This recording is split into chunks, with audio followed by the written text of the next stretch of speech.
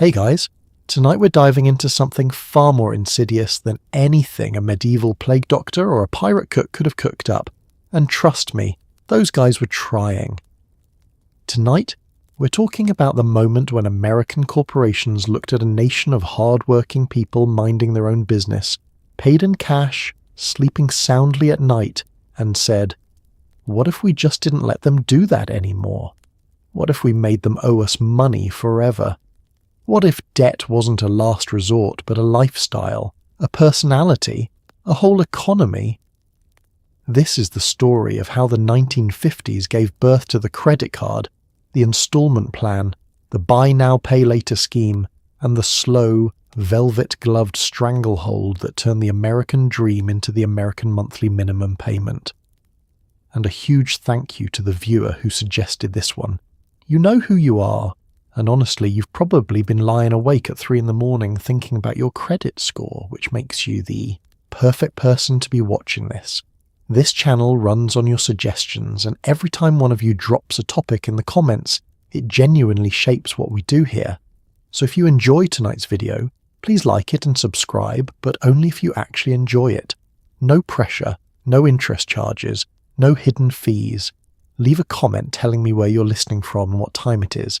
It's always somehow 2 a.m. somewhere, and I find that deeply comforting. Oh, and the channel is now live on Spotify, so if you want to fall asleep to this while pretending you're doing something productive, the link is in the description. Now, dim the lights, turn on a fan, pull that blanket up to your chin, get horizontal if you haven't already. Maybe put your phone face down on the nightstand so the screen glow doesn't remind you of your banking app. Because before we begin, let's pause and really sit with a few questions. Did you ever wonder why the first credit cards were handed out? For free? Just handed to people, uninvited, in the mail? Did you ever wonder why a refrigerator in 1954 suddenly needed 12 monthly payments when people had been buying refrigerators just fine with cash for 30 years?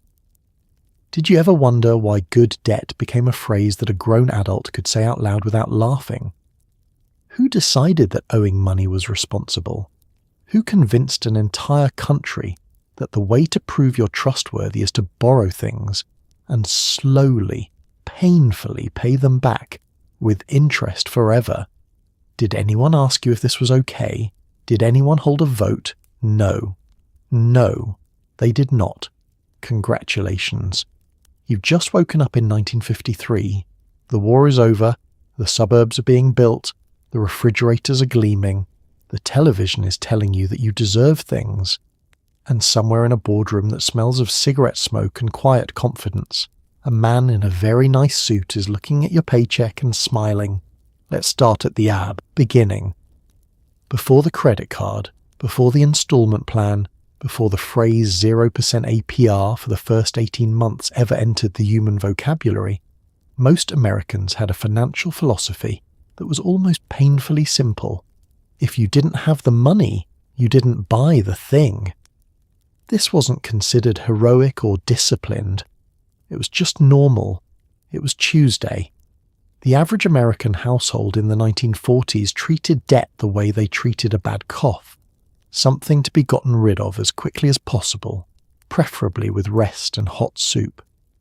You paid what you owed as little as possible, and you saved up for the big things. The icebox, the car, the house, if you were lucky. The idea of carrying a balance from month to month, of deliberately choosing to spend money you didn't have on things you didn't need right now, would have struck most people as a form of voluntary madness. And then someone had an idea. You live in a small house, maybe a rented apartment, maybe a narrow 2-bedroom on a street where everybody knows everybody, because everybody has lived there since before the war. Your parents went through the Depression. You know this the way you know your own name, not as history, but as texture.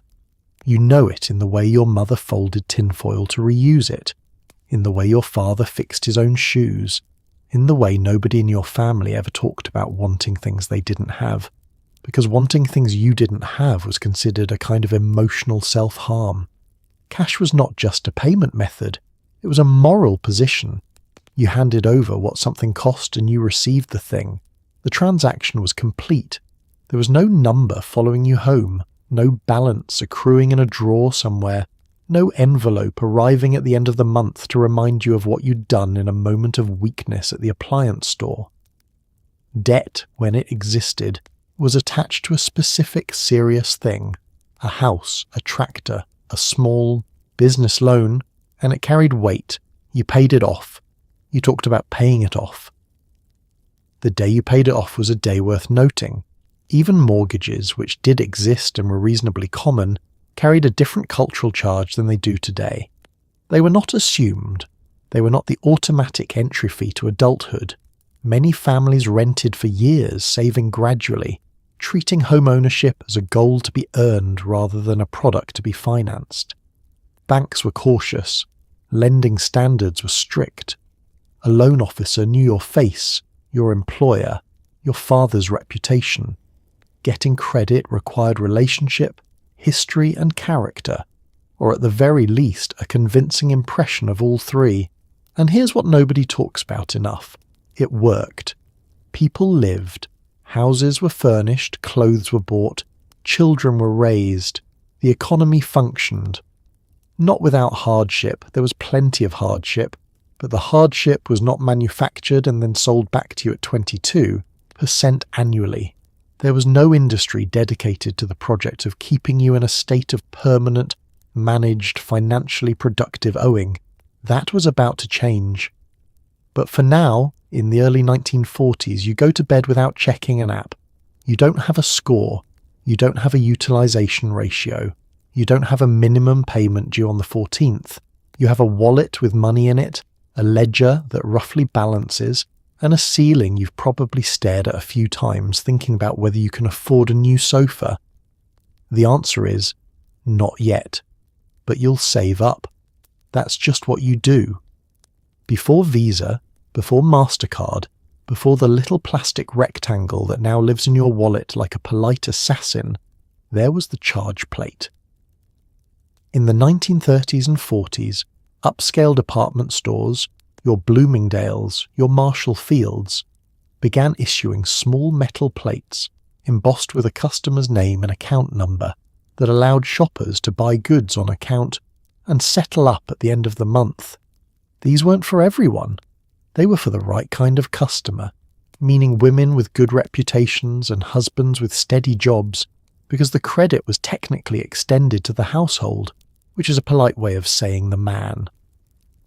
The charge plate was elegant, subtle, aspirational. It said, "You are the sort of person who doesn't need to count out change at the register. You settle accounts, quietly, like a respectable person." It was in hindsight the thin edge of a very expensive wedge. You're a woman of a certain standing. You shop at the right department store, the one with the carpeted floors and the saleswomen who address you by name, the one where they wrap your purchases in tissue paper and place them in bags with rope handles. This is not a place you go to buy things you need. This is a place you go to buy things that signal you are the kind of person who doesn't merely need things. You want them. And wanting here is perfectly acceptable. The charge plate arrives by post-1 afternoon. It is a small, surprisingly heavy little thing, stamped metal, your name right there on the front. You press it between your fingers. It feels official. It feels like a membership. And in a sense it is. Membership in the category of people the store has decided are worth trusting. The implicit compliment is enormous. The store looked at you, your address, your husband's employer, the general impression of your household and said, "She'll pay us back." You're expected to settle the full balance at the end of the month. This is not yet the revolving credit trap. This is its well-mannered ancestor, the debt of the aspirational middle class, paid in full, on time, because to do otherwise would be embarrassing. An embarrassment in 1944 is a more powerful motivator than any late fee. But notice what's already happening. The friction has been removed. You no longer have to decide in the moment of purchase whether you have the money for something. You decide later, at home, with the bill in your hand, which somehow feels less real than the item itself, which is already on your shelf, already in use, already yours. The separation of wanting from paying, even by just 30 days, is a powerful psychological technology. Corporations are learning this. They are taking notes. The charge plate is also doing something quietly corrosive to the definition of a purchase. A purchase used to be a completed thing, an exchange. You gave something, you received something.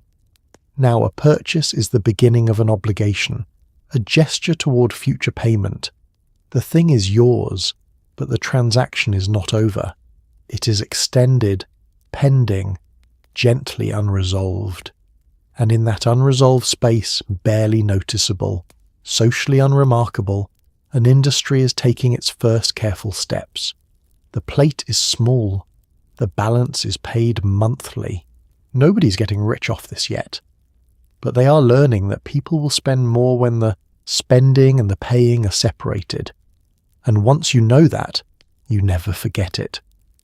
The story of the modern credit card allegedly begins with a forgotten wallet at a New York restaurant in 1949.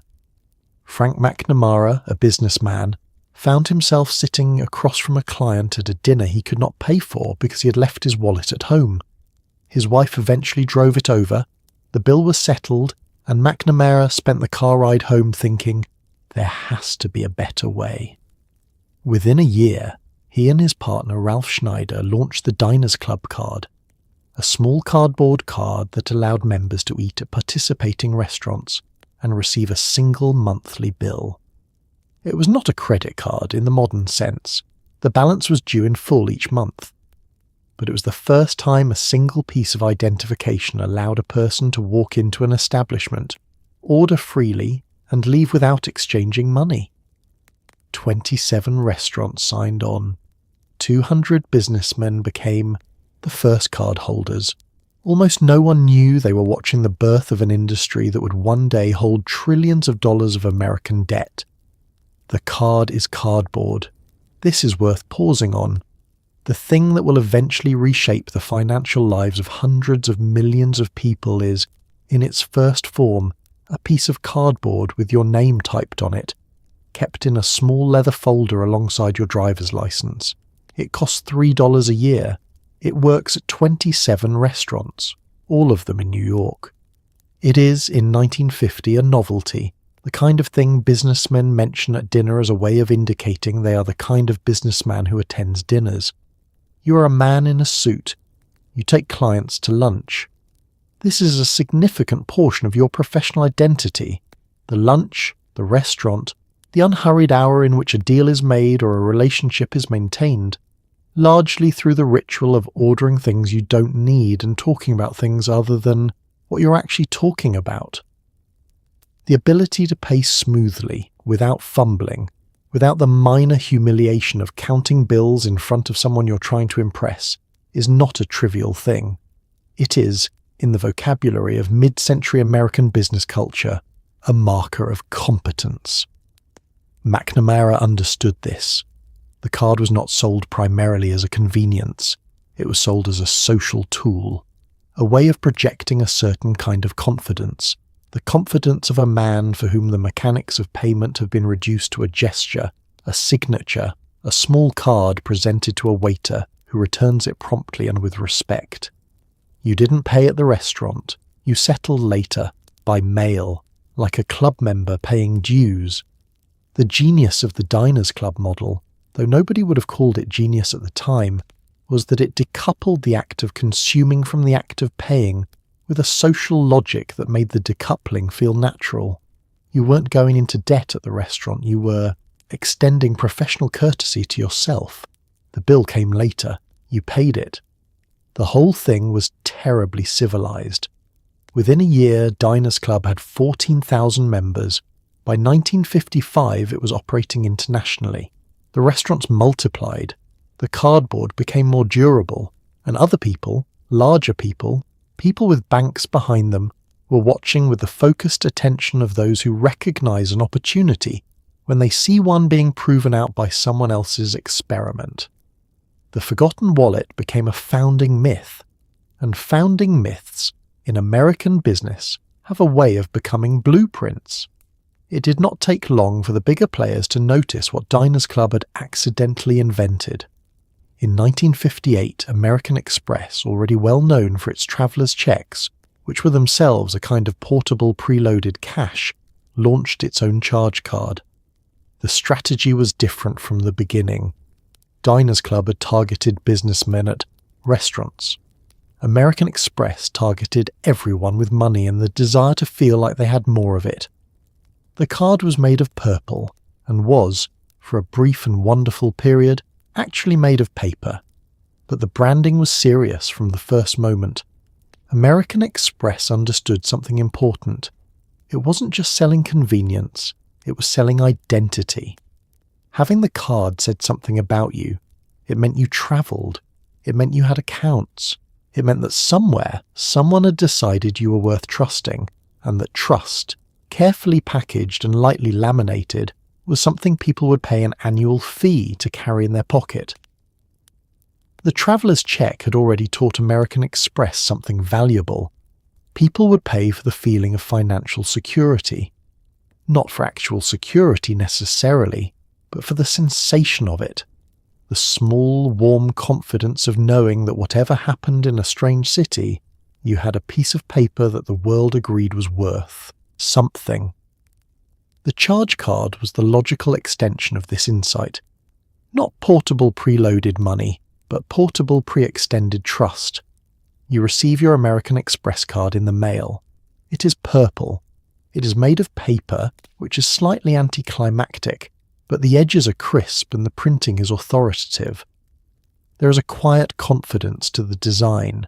No garish colours, no excessive text. Just your name, an account number, and the name of a company that carries itself like it has been in the business of financial dignity since before you were born, which it more or less has. You put it in your wallet. It sits there between your driver's license and a receipt from a hardware store. It changes the weight of the wallet not at all, but something about the act of putting it there feels like a small promotion. American Express charged an annual fee, $6 in the early years, an amount that would sound laughable today, but which, in 1958, was the equivalent of asking someone to pay for the privilege of being trusted. And they paid it, willingly, because the fee was not merely the cost of the service. The fee was the price of membership. It separated you, subtly, without announcement, from the kind of person who paid for everything with cash, which was now being quietly reframed as not quite the virtue it used to be. The branding escalated. American Express would later introduce the Gold Card, then the Platinum Card, then the Centurion Card, a card so exclusive it was rumoured rather than advertised. Each tier carried a higher annual fee and a stronger social signal. The message compounded over decades. Your card is your rank. Your credit limit is your status. The person behind you in line at the airport can see what kind of card you're handing over, and they are making a judgment, and you know this and they know you know this. This is not an accident. This is the product.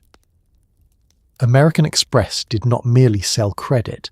It sold the feeling of being sorted into the right category, and that feeling, the warm, irrational reassurance of the right card in the right wallet, turned out to be one of the most durable products ever brought to market. In September of 1958, the Bank of America did something that would be considered absolutely unhinged today, and was, frankly, considered unhinged then. It mailed unsolicited credit cards to 60,000 residents of Fresno, California. No application, no approval process, no asking. Just a card in an envelope, a small spending limit, and a brief explanation of how the whole thing worked. The program was called Bank AmeriCard. It would eventually become Visa. The Fresno drop, as it came to be known in banking history, was a gamble, and not a clean one. Fraud was immediate and widespread. Many recipients had no idea what they'd received. Some threw the cards away. Some used them irresponsibly. Some used them to buy things they couldn't afford, missed payments, and fell into debt, almost immediately. The bank lost money in the first years, and yet the program was declared a success because enough people used the cards, and enough of those people carried balances, and carried balances meant something that department store charge plates had never delivered: interest. You are a person in Fresno. You come home on a Tuesday afternoon, and there is an envelope in your mailbox from the Bank of America. You're not expecting a letter from the Bank of America. You have a checking account there, or perhaps a savings account, something modest and functional. You open the envelope and a small plastic card slides out into your palm. It is blue and gold. Your name is on the front. There is a letter explaining that this is a credit card. You can use it to buy things. You have a $300 limit. You can pay the balance in full each month. Or, and this is new, this is the part that is different from the department store plate, you can carry a portion of the balance forward and pay it off over time. A minimum payment is required. The interest rate is explained in language that is, charitably, not designed for casual reading. The bank didn't ask if you wanted this. This is the part that deserves to be said out loud. The bank did not ask. They calculated that if they sent enough cards to enough people, a sufficient number of those people would use them, and a sufficient number of those users would carry balances, and the interest on those balances would eventually cover the fraud losses and the defaults, and the confused Fresno residents who threw the card away thinking it was a prank. The math worked. Not immediately. The first years were losses, and there were internal voices at Bank of America arguing the whole program should be abandoned. But the cardholders who used the cards tended to keep using them, and the ones who carried balances tended to keep carrying them. The card, once in a wallet, had a way of staying there. It was available. It was convenient. It was easier than going to the bank, easier than writing a check, easier than counting out cash in a store. Ease, it turned out, was the most powerful sales tool ever developed. The Fresno drop was replicated, first in other California cities, then across the country. Other banks watched and followed. Cards flooded mailboxes. America didn't choose the credit card era. The credit card era was mailed to them, unsolicited, and by the time enough people had decided they liked it, the infrastructure was too deep to remove. The plastic was in the wallet was in the pocket, and the pocket was heading to the store. Here is the moment things went from mildly concerning to structurally life-altering. The original charge cards, Diners Club, Early American Express, required full payment at the end of the month. You spent it, you owed it, you paid it. Clean, simple, not especially profitable. What the banks figured out, and this is the part that deserves a moment of quiet, horrified reflection, is that if you let people carry part of their balance forward to the next month, you could charge them interest on it. Not a lot, just a small percentage, something reasonable sounding, and then another month, and another. And if the minimum payment was small enough that most people would only pay the minimum, and the interest compounded monthly, and the balance never quite went away, well, you had created something remarkable. You had created a product that people paid for indefinitely, for the privilege of having already used it. Imagine you build a restaurant. People come in, eat, leave. You make money on the meal. Fine. Solid business. But then you have an idea. What if, instead of asking people to pay when they leave, you let them pay later? And what if later came with a small daily fee? And what if you made later so easy, so comfortable, so seamlessly integrated into the experience of dining that people stopped thinking about the fee at all, stopped associating it with the food, stopped noticing it compounding quietly in the background, and just kept coming back month after month, meal after meal, while the daily fee ticked away? That is the revolving balance. And it was not an accident. It was an engineering decision. The minimum payment was the lever.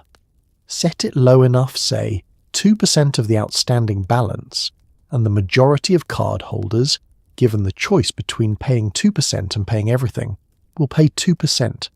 This is not stupidity. This is human psychology encountering a system that was specifically designed to exploit it. The minimum payment felt like a solution. It felt like the problem being managed. You received the bill, you saw the large number at the top, you felt the small spike of anxiety, and then your eye travelled down to the minimum payment due, a much smaller, much more manageable number, and the anxiety subsided. You wrote the check, you put the envelope in the mail. You felt more or less okay about the whole thing. Meanwhile, the balance was not shrinking meaningfully. The interest was accruing. The large number at the top of next month's statement would be only slightly smaller than this month's, and the month after that, smaller still, but so slowly that the end was always somewhere beyond the horizon, close enough to seem achievable, far enough to never quite arrive. The banks called this flexibility. They called it convenience. They called it giving customers options. And in a narrow sense, it was all of those things. But it was also a revenue machine of extraordinary efficiency. A cardholder who carried a $1,000 balance at 18% interest and paid only the minimum would still owe a significant portion of that balance years later, having paid hundreds of dollars in interest on purchases they had largely forgotten making. The meal was long since digested. The sweater had pills on the elbows. The appliance was 2 models out of date. But the balance remained, faithful and patient, waiting. This was the innovation, not the card, not the convenience. The revolving balance was the product. Everything else was the packaging. Nobody sat you down and explained what a minimum payment actually meant. Nobody handed you a chart showing that if you carried a $2,000 balance at 20% interest and paid only the minimum each month, you would spend approximately 9 years paying it off and hand the bank roughly twice what you originally spent. That information existed. It was calculated.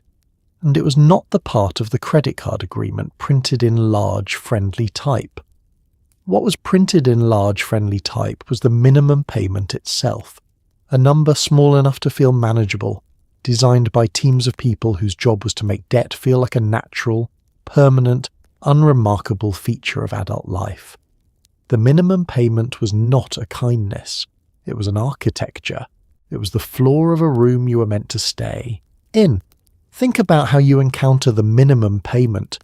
You have had a busy month. There have been expenses, some expected, some not. The car needed something. Someone had a birthday. The grocery bill was higher than usual because there was a dinner party and you bought the good wine instead of the reasonable wine, and honestly the whole evening cost more than planned. You sit down with a credit card statement. The total balance is uncomfortable.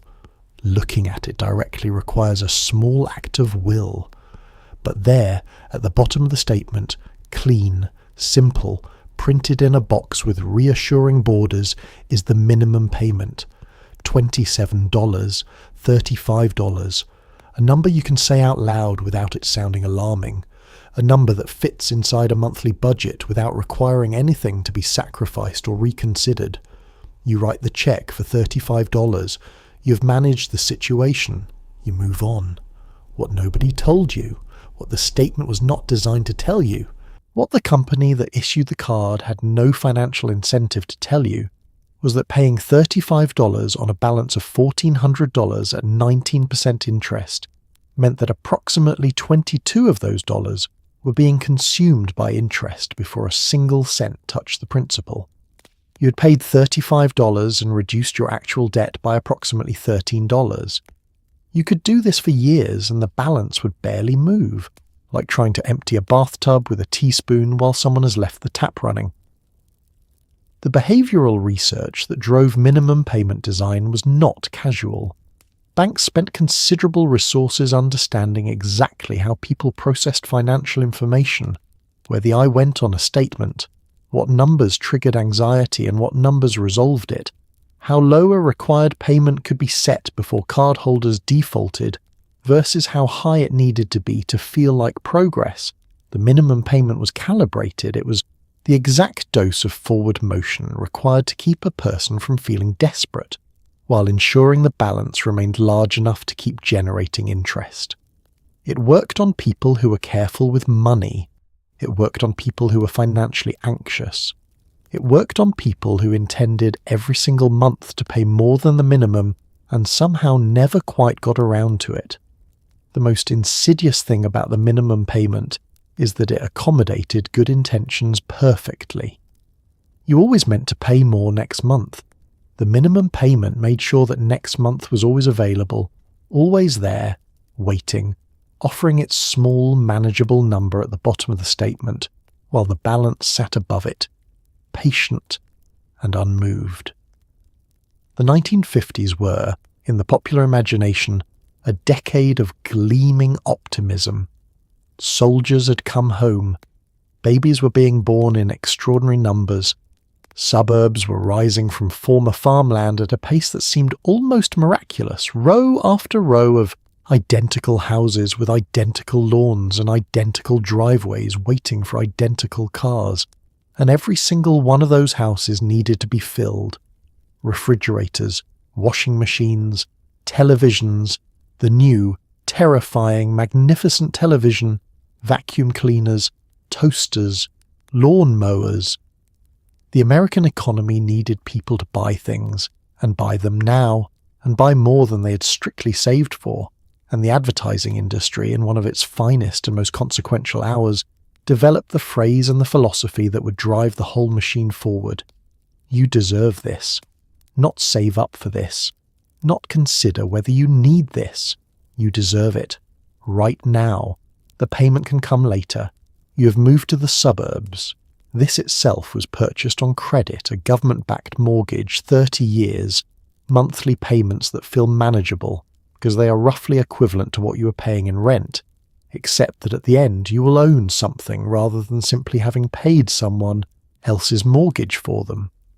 This feels smart. This feels like exactly the kind of forward-looking decision a responsible adult makes. The house needs things. This is not a frivolous observation. The house genuinely needs things. It has a kitchen with space for a refrigerator and no refrigerator in it. It has a laundry room plumbed for a washer. It has a living room with an outlet on the wall where the television is obviously meant to go. These are not luxuries you are being manipulated into wanting. These are basic domestic requirements for the mid-century American household, and the manufacturers of refrigerators and televisions and washing machines know this, and they are very interested in your situation. They are also very interested in the fact that you don't have quite enough cash to buy all of these things at once. Because that gap between what you have and what you need, between your savings and the sum of every appliance the house requires, is an opportunity, not for you, for them. The installment plan was already waiting. 12 easy payments, 18 months same as cash, which is a phrase that contains more optimism than it can structurally support. The advertising that surrounded these offers did something subtle and powerful. It reframed the purchase from a financial decision into an emotional one. You weren't taking on debt. You were providing your family with the refrigerator they deserved, the modern kitchen your wife had earned, the television your children would remember fondly. The decision to buy wasn't primarily about whether you could afford it. It was about the kind of family you wanted to be, and what kind of family didn't want their children to have a television. You deserve this. Your family deserves this. And if the mechanism of getting it requires a small monthly payment for the next year and a half, well, that's just how modern life works, isn't it? It was, because the advertising had made it so. Long before the credit card became a household object, General Motors had already figured out the basic principle. In 1919, GM created the General Motors Acceptance Corporation, GMAC, as a way to offer installment loans to car buyers who could not pay the full price up front. This was, at the time, genuinely revolutionary. Cars were expensive. Most working people couldn't save enough to buy one outright. The installment plan made the car accessible, monthly, manageable, achievable. But it also meant that for the first time a major corporation had built a financing arm not as a sideline but as a core part of its business model. The car was no longer just what they were selling. The loan was what they were selling. The interest was the product.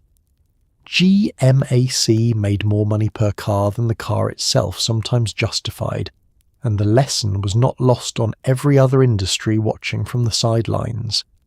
At the time, Ford was winning the automobile market through a different philosophy. Henry Ford believed in low prices and high volume. Make the car cheap enough that the workers building it could afford to buy it, and the market would take care of itself. He was famously skeptical of consumer credit. Debt, in Ford's view, was a tax on the future, and a company that financed its customers' purchases was essentially farming them. He was not wrong. He was also losing ground. Because the thing about an installment plan is that it lets you sell a better car to someone who could only afford a worse one. A customer with $300 in savings could buy a basic Ford. Or he could make a $20 a month payment to GM and drive home in a Chevrolet with options. The Chevrolet felt like more car. It was more car, because the financing had allowed the customer to reach up a tier, to choose comfort and features they couldn't have paid for outright. The monthly payment flattened the price difference into something almost invisible. This is the core insight that GMAC gave the American economy, and it is worth sitting with for a moment. Financing doesn't just make things affordable. It makes better things affordable. Or rather, it makes better things feel affordable, which is a subtly different thing. The customer who takes the installment plan doesn't experience the full price. They experience the monthly payment, and the monthly payment for a significantly more expensive car might be, in the short term, only slightly higher than the payment for the cheaper one. The full cost is spread across time, diluted into a number that slots comfortably into a budget. By the 1950s, GMAC was one of the largest financial institutions in the United States. General Motors was making as much money on the loans as on the vehicles. The car in the driveway was the advertisement. The loan was the business. And every other major manufacturer, refrigerators, televisions, furniture, lawn equipment, had absorbed the lesson and was busily applying it to whatever they were selling. The product was the payment plan. It had just taken everyone a few decades to notice. If General Motors taught corporations how to finance big purchases, Sears, Roebuck and Company taught them how to finance everything else. By the mid-20th century, Sears was not merely a store, it was an entire economic ecosystem. The Sears catalogue, hundreds of pages thick, dropped on rural doorsteps across the country, offered almost anything a household could want, from refrigerators to baby clothes to furniture to car parts. And beginning in the 1950s, Sears began expanding its credit offerings aggressively, making it possible for customers to buy now and pay later on almost any item in the catalogue. The Sears Charge account became, for millions of American families, their first experience with revolving credit. It felt neighbourly. It felt like the store trusted you. It felt, in fact, a great deal like a helpful friend, right up until the moment you noticed that the friend was collecting 15% interest on your new dishwasher. The catalogue itself was a masterpiece of desire management. It arrived in autumn, heavy and optimistic, and it contained everything. Not some things, or most things, everything. Work boots and wedding rings and outboard motors and children's bicycles and kitchen appliances and dress suits and garden hoses and bedroom furniture. If you lived in a small town, as many Americans did, the catalogue was not supplementary to the shopping experience. It was the shopping experience. It was the mall, the department store and the hardware shop, all bound between two covers and delivered to your door. And now, with the Sears Charge account, you didn't have to wait until you had the money. The account was easy to open.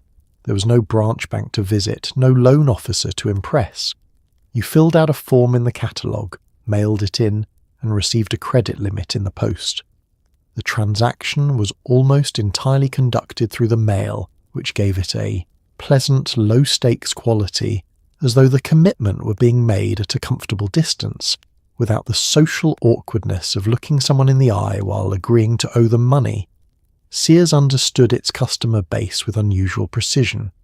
It knew that the families reading the catalogue were not wealthy. It knew that many of them lived paycheck to paycheck, that the gap between wanting and having was a constant feature of their lives, and that what they needed, more than anything, was a bridge across that gap. The Sears charge account was presented as exactly that, a bridge, a way of getting the things your family needed now and paying for them in a reasonable, manageable way over time. What Sears was also doing, though nobody phrased it this way, was training a generation of American consumers to understand buying and paying as two separate events, to decouple the moment of acquisition from the moment of cost. And once that decoupling was normalized, once it became the expected way that things worked rather than an exception made under unusual circumstances, the consumer debt industry had its foundation in place. Not in the Wall Street banks, not in the corporate boardrooms of New York, in the catalogue, in the mailbox, in the farm kitchens and small-town living rooms of Middle America, where a charge account with Sears felt less like debt and more like finally getting what you'd always deserved. The post-war debt economy did not emerge from nothing. It was built in part on the infrastructure of the war itself. During the war, the federal government had rationed goods, suppressed consumer spending, and encouraged Americans to buy war bonds, essentially lending their savings to the government. When the war ended, that pent-up spending came rushing back like water from a released dam. And the government, now deeply invested in maintaining industrial production levels that had peaked during wartime, had a strong incentive to keep consumption high. The GI Bill sent millions of veterans to college and into new suburban homes with federally backed mortgages, the largest government-subsidized spending program in American history. Washington had, effectively, taught America to finance large purchases through debt, then stepped back and watched as corporations figured out how to apply the same logic to smaller ones. For 4 years you have not been shopping. This is not a figure of speech. The federal government, managing a wartime economy that required every available unit of steel, rubber, copper and cotton to be directed toward the war effort, put strict limits on what civilians could buy. Rationing was real and enforced. Sugar, meat, butter, gasoline, shoes, all controlled, all allocated through a system of ration books and stamps that made even a trip to the grocery store feel like a logistical negotiation. New cars were not being manufactured for civilians at all. New appliances barely existed. If something broke, you fixed it or you did without. The psychological effect of this was significant and largely underappreciated. An entire nation spent 4 years being told that wanting things was unpatriotic, that the proper response to desire was to defer it, save up, buy a war bond, and wait. Americans saved at extraordinary rates during the war, not because they had suddenly become more virtuous, but because there was genuinely very little to buy. By the time the war ended, household savings were at historic highs. The pent-up demand was enormous. It was coiled, enormous, and about to release. The factories that had been producing tanks and aircraft and artillery needed new products to make. The workers who had been manufacturing war material needed paychecks to keep coming. The government, watching this transition with the careful attention of people who had just spent 4 years managing an industrial economy at maximum output, was acutely aware that a sudden drop in production could trigger a recession or, worse, a return to the conditions of the Depression, which remained a vivid, recent, politically unacceptable memory. The solution was consumption. Americans needed to buy things, and they needed to buy them quickly and continuously, and at a pace that would keep the factories running. The GI Bill was part of this. a mechanism for routing veterans into homes and colleges and productive civilian lives in a way that generated economic activity at every step. A veteran buying a house needed furniture. A veteran going to college needed textbooks, a car to get there, eventually a career and a family and a house of his own. The GI Bill was sold as a reward for service, and it was genuinely that. But it was also an economic stimulus program that taught 11 million returning veterans that large purchases made through government-backed debt were not shameful or reckless. They were normal. They were, in fact, the American way of doing things. The government stepped back after that, but the lesson remained. If you could finance a house, you could finance a car. And if you could finance a car, you could finance a refrigerator. And if you could finance a refrigerator, well, the corporations were already working on the rest. Somewhere along the way, while all of this was happening, someone started writing things down. Not about you specifically, not at first, but about people like you. About whether people paid, whether they were late, whether they were the kind of person who could be trusted with a revolving balance, or the kind who needed to be cut off. The credit bureau, the institution that would eventually produce your credit score, began as a collection of local merchants keeping informal records on customers. By the 1950s and 60s, these informal records were being formalized, aggregated, bought, and sold. Credit reporting agencies began building files on millions of Americans, most of whom had no idea a file existed and no legal right to see it. Your debt history, your payment patterns, your financial reliability or lack thereof was being tracked, scored, and used to determine what you could borrow and at what rate. The system was, from the very beginning, designed to make borrowing easier for people who didn't need to borrow and harder and more expensive for people who did. In a small town, the credit relationship was personal. The hardware store owner knew your father. The grocer had extended your family a tab during lean years and been paid back eventually without drama.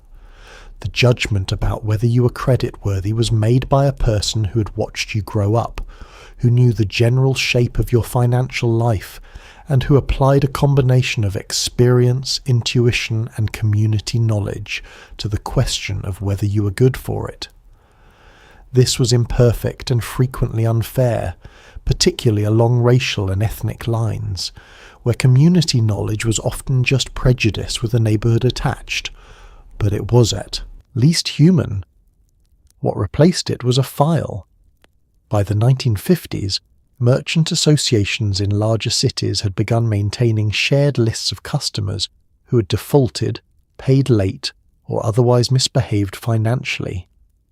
These lists were pooled, formalized, and eventually professionalized into credit reporting companies, organizations whose entire business was collecting financial information about private citizens and selling it to lenders. The citizen in question was not a party to this transaction. They had not consented to the file's creation. They could not, in the early decades, access it to check for errors, and errors were common. A missed payment recorded twice. An account belonging to a different person with a similar name. A debt that had been settled years ago still appearing as outstanding.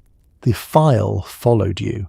It travelled ahead of you, arriving at the bank or the car dealership or the apartment complex before you did, presenting a version of your financial self that you could neither see nor correct. If the file said you were a risk, the interest rate went up, which made the debt more expensive, which made it harder to pay, which made the file worse. The loop was self-reinforcing, and the people most likely to be caught in it were the ones who could least afford the consequences. What the credit bureau system did, underneath its technical language of risk assessment and creditworthiness, was transform a person's financial past into a permanent credential, one that determined access to housing, transportation, and basic goods long after the circumstances that created it had changed. You weren't who you were now. You were who the file said you had been. And the file was not interested in nuance. Ask the average American in 1960 what interest rate they were paying on their store charge account, and there is a reasonable chance they could not tell you, not because they were unintelligent, because the number was not the point of the conversation. The point of the conversation, the one the advertisements were having, the one the salesperson at Sears was having, was the monthly payment. $42 a month, $60 a month. A number small enough to fold into a household budget without disrupting it too dramatically. The annual percentage rate, the actual cost of the money, was disclosed technically, somewhere in the paperwork, in small type, near the back, after the part about the exciting new features of your refrigerator. The consumer protection laws that would eventually require clear disclosure of APR did not exist yet. There was no Federal Truth in Lending Act until 1968. For the better part of 2 decades, corporations were free to sell debt without much obligation to explain how expensive it was. You're standing in the appliance section of a department store. The salesman is good at his job, unhurried, knowledgeable, never pushy in a way that makes you feel managed, though you are absolutely being managed. He shows you the washing machine, he explains the features, he notes the price, which is substantial, and then he notes the monthly payment, which is not, which is, in fact, exactly the number he knows you're capable of absorbing without visible discomfort, because the store has done the math on this very carefully. He does not mention the interest rate. You do not ask, because the monthly payment sounds reasonable, and asking about the interest rate would require admitting that you were thinking about this as a financial transaction, rather than simply acquiring a washing machine you needed. The distinction mattered enormously. A transaction is something you evaluate. Cost, benefit, alternatives, terms. A purchase is something you feel. Desire, relief, the satisfaction of getting the thing. Stores, manufacturers, and the nascent credit industry worked very hard to keep you in the mode of feeling rather than evaluating, and the most effective way to do that was to make the price invisible, or rather to replace the price with a monthly payment, which felt less like a price and more like a subscription. You weren't spending $400, you were adding $17 a month to your household expenses. That's a completely different cognitive experience, and everybody involved in selling you the washing machine knew it. The interest rate, when it appeared at all in public discourse, was described in terms designed to minimize alarm. A small carrying charge, a modest service fee, language that positioned the cost of borrowing as an administrative convenience, a slight formality attached to an otherwise straightforward arrangement, rather than as the actual product being sold. The refrigerator was the advertisement. The interest was the revenue. But the interest wore the refrigerator's clothing, and for 2 decades nobody in a position of authority required the clothing to come off. When the Truth in Lending Act finally passed, in 1968, requiring lenders to state the annual percentage rate clearly and consistently, it was considered a radical consumer protection measure. The industry fought it. The argument roughly was that consumers didn't need this information and would find it confusing. What the industry meant was that consumers, given this information, might make different decisions. They were right about that. They just miscalculated which side of the argument that was supposed to support. Here is a fact so preposterous it requires a moment to absorb. Until the Equal Credit Opportunity Act of 1974, banks and credit card companies were legally permitted, and routinely did, refuse to issue credit to women without a male co-signer. A single woman could be denied a credit card entirely. A married woman's credit history was often recorded under her husband's name, meaning that if he died or they divorced, she had no credit history of her own. Women who had been responsibly paying bills for decades found themselves, upon becoming widows, treated as financial strangers. The credit economy had been built almost entirely around the male breadwinner, and the assumption that women were financially dependent was not a side effect of the system. It was a design feature. When the law finally changed, Millions of women discovered they had to build credit histories from scratch in middle age, while the economy that had excluded them for decades carried on largely unchanged. You are a woman in 1962. You have a job. You've had a job for 11 years at the same company, with a salary that has risen modestly but consistently, a salary you have managed with care. You pay your rent on time. You have a savings account. By any reasonable measure, you are precisely the kind of person a lender should be happy to extend credit to. Employed, reliable, financially consistent, and motivated to maintain a clean record. You go to a bank to apply for a credit card.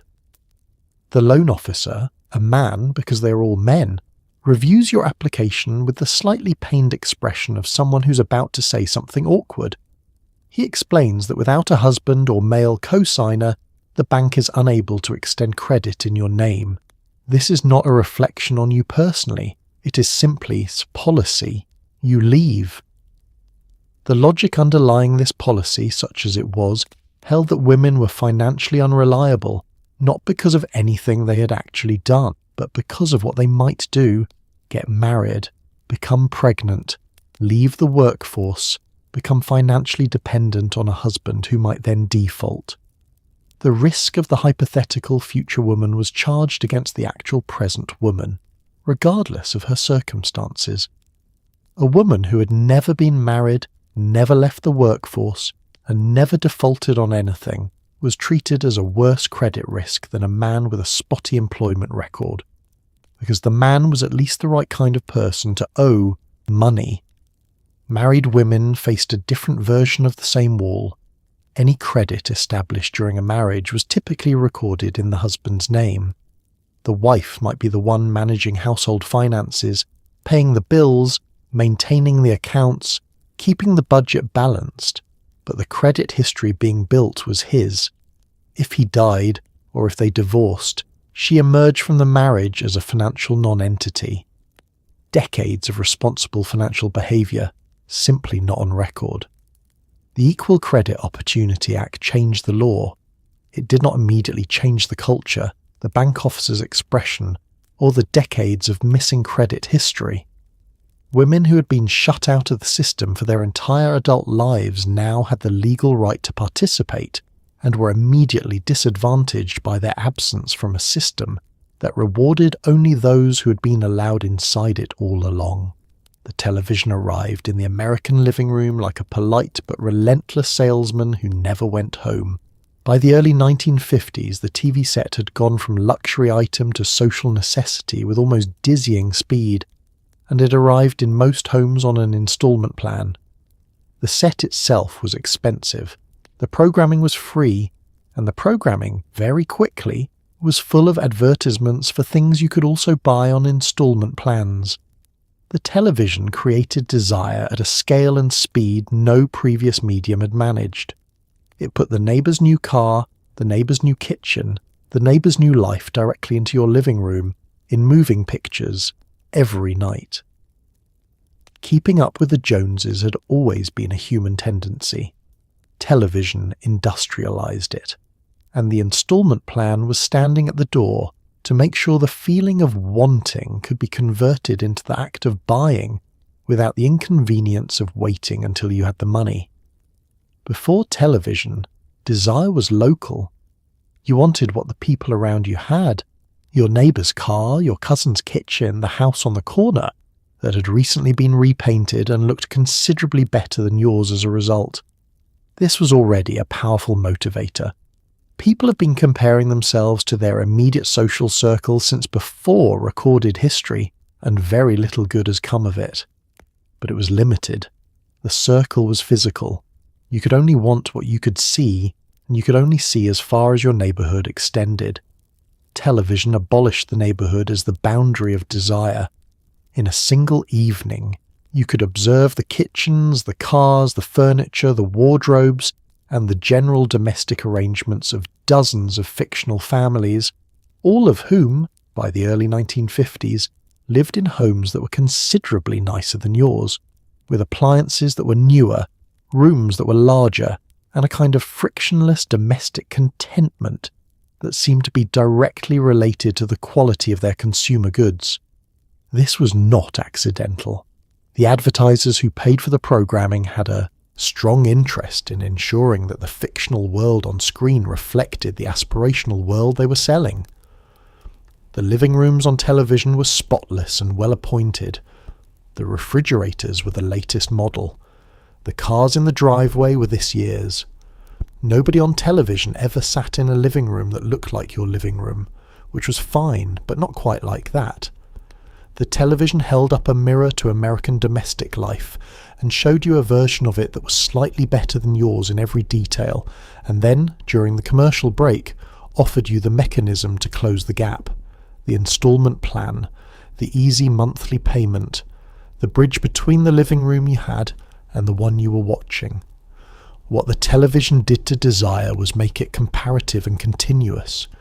You weren't just wanting a refrigerator, you were wanting the refrigerator that the family on television had, which meant your refrigerator was always slightly inadequate because television moved faster than purchasing did, and by the time you'd acquired the model from last year's advertisement, this year's model was already flickering across the screen in someone else's living room. The wanting never resolved, it simply refreshed, and refreshed wanting, the advertisers and the installment lenders discovered, was the most commercially productive emotional state a human being could inhabit. The regional shopping mall, which began appearing across American suburbs in the late 1950s, was not simply a convenient place to buy things. It was, in a very literal architectural sense, a machine for generating spending. The mall eliminated friction. It was climate-controlled, so you were comfortable. It was enclosed, so there was no reason to leave. Every store was a neighbour of every other store, meaning that one purchase led naturally to the next aisle, the next window, the next thing you hadn't known you needed until 30 seconds ago. Anchor stores anchored you. Food courts kept you fed, and therefore in the building. And every major department store in that mall had a credit desk, a quiet counter near the back where, in exchange for filling out a brief form, you could leave with a store card and a spending limit, and the pleasant feeling that the mall had just decided you were a trustworthy person. You were not leaving with their trust. You were leaving with their debt. The architect of the American shopping mall, a Viennese émigré named Victor Gruen, initially conceived his design as a kind of town square, a civic space where suburban Americans, scattered across their car-dependent developments without walkable centres, could gather, socialise, and experience something like community. He envisioned fountains, art installations, benches, greenery, a place that happened to contain stores rather than a collection of stores that happened to contain benches. What he got was the latter. The retail tenants and mall developers understood the space differently than Gruen did, and their understanding prevailed because their understanding was the one attached to the money. The mall was a retail environment. Everything else was infrastructure in service of retail.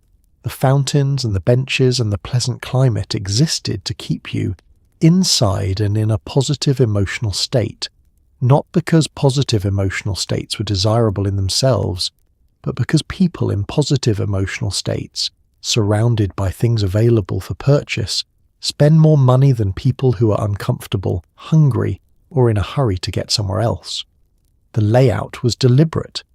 Anchor stores, the large department stores at either end, were placed at maximum distance from each other, so that walking between them required passing every smaller tenant in between. This was not a coincidence. The path between the anchor stores was the mall's entire commercial proposition, a curated sequence of windows and entrances designed to generate the kind of spontaneous, unplanned purchase that retail professionals call an impulse buy, and that you experience as a perfectly reasonable decision you made entirely on your own. And at the department store, at the end of that walk, the credit desk was waiting. A quiet, unhurried counter staffed by a person with a pleasant manner and a short form. 10% off your first purchase if you open an account today. Instant approval.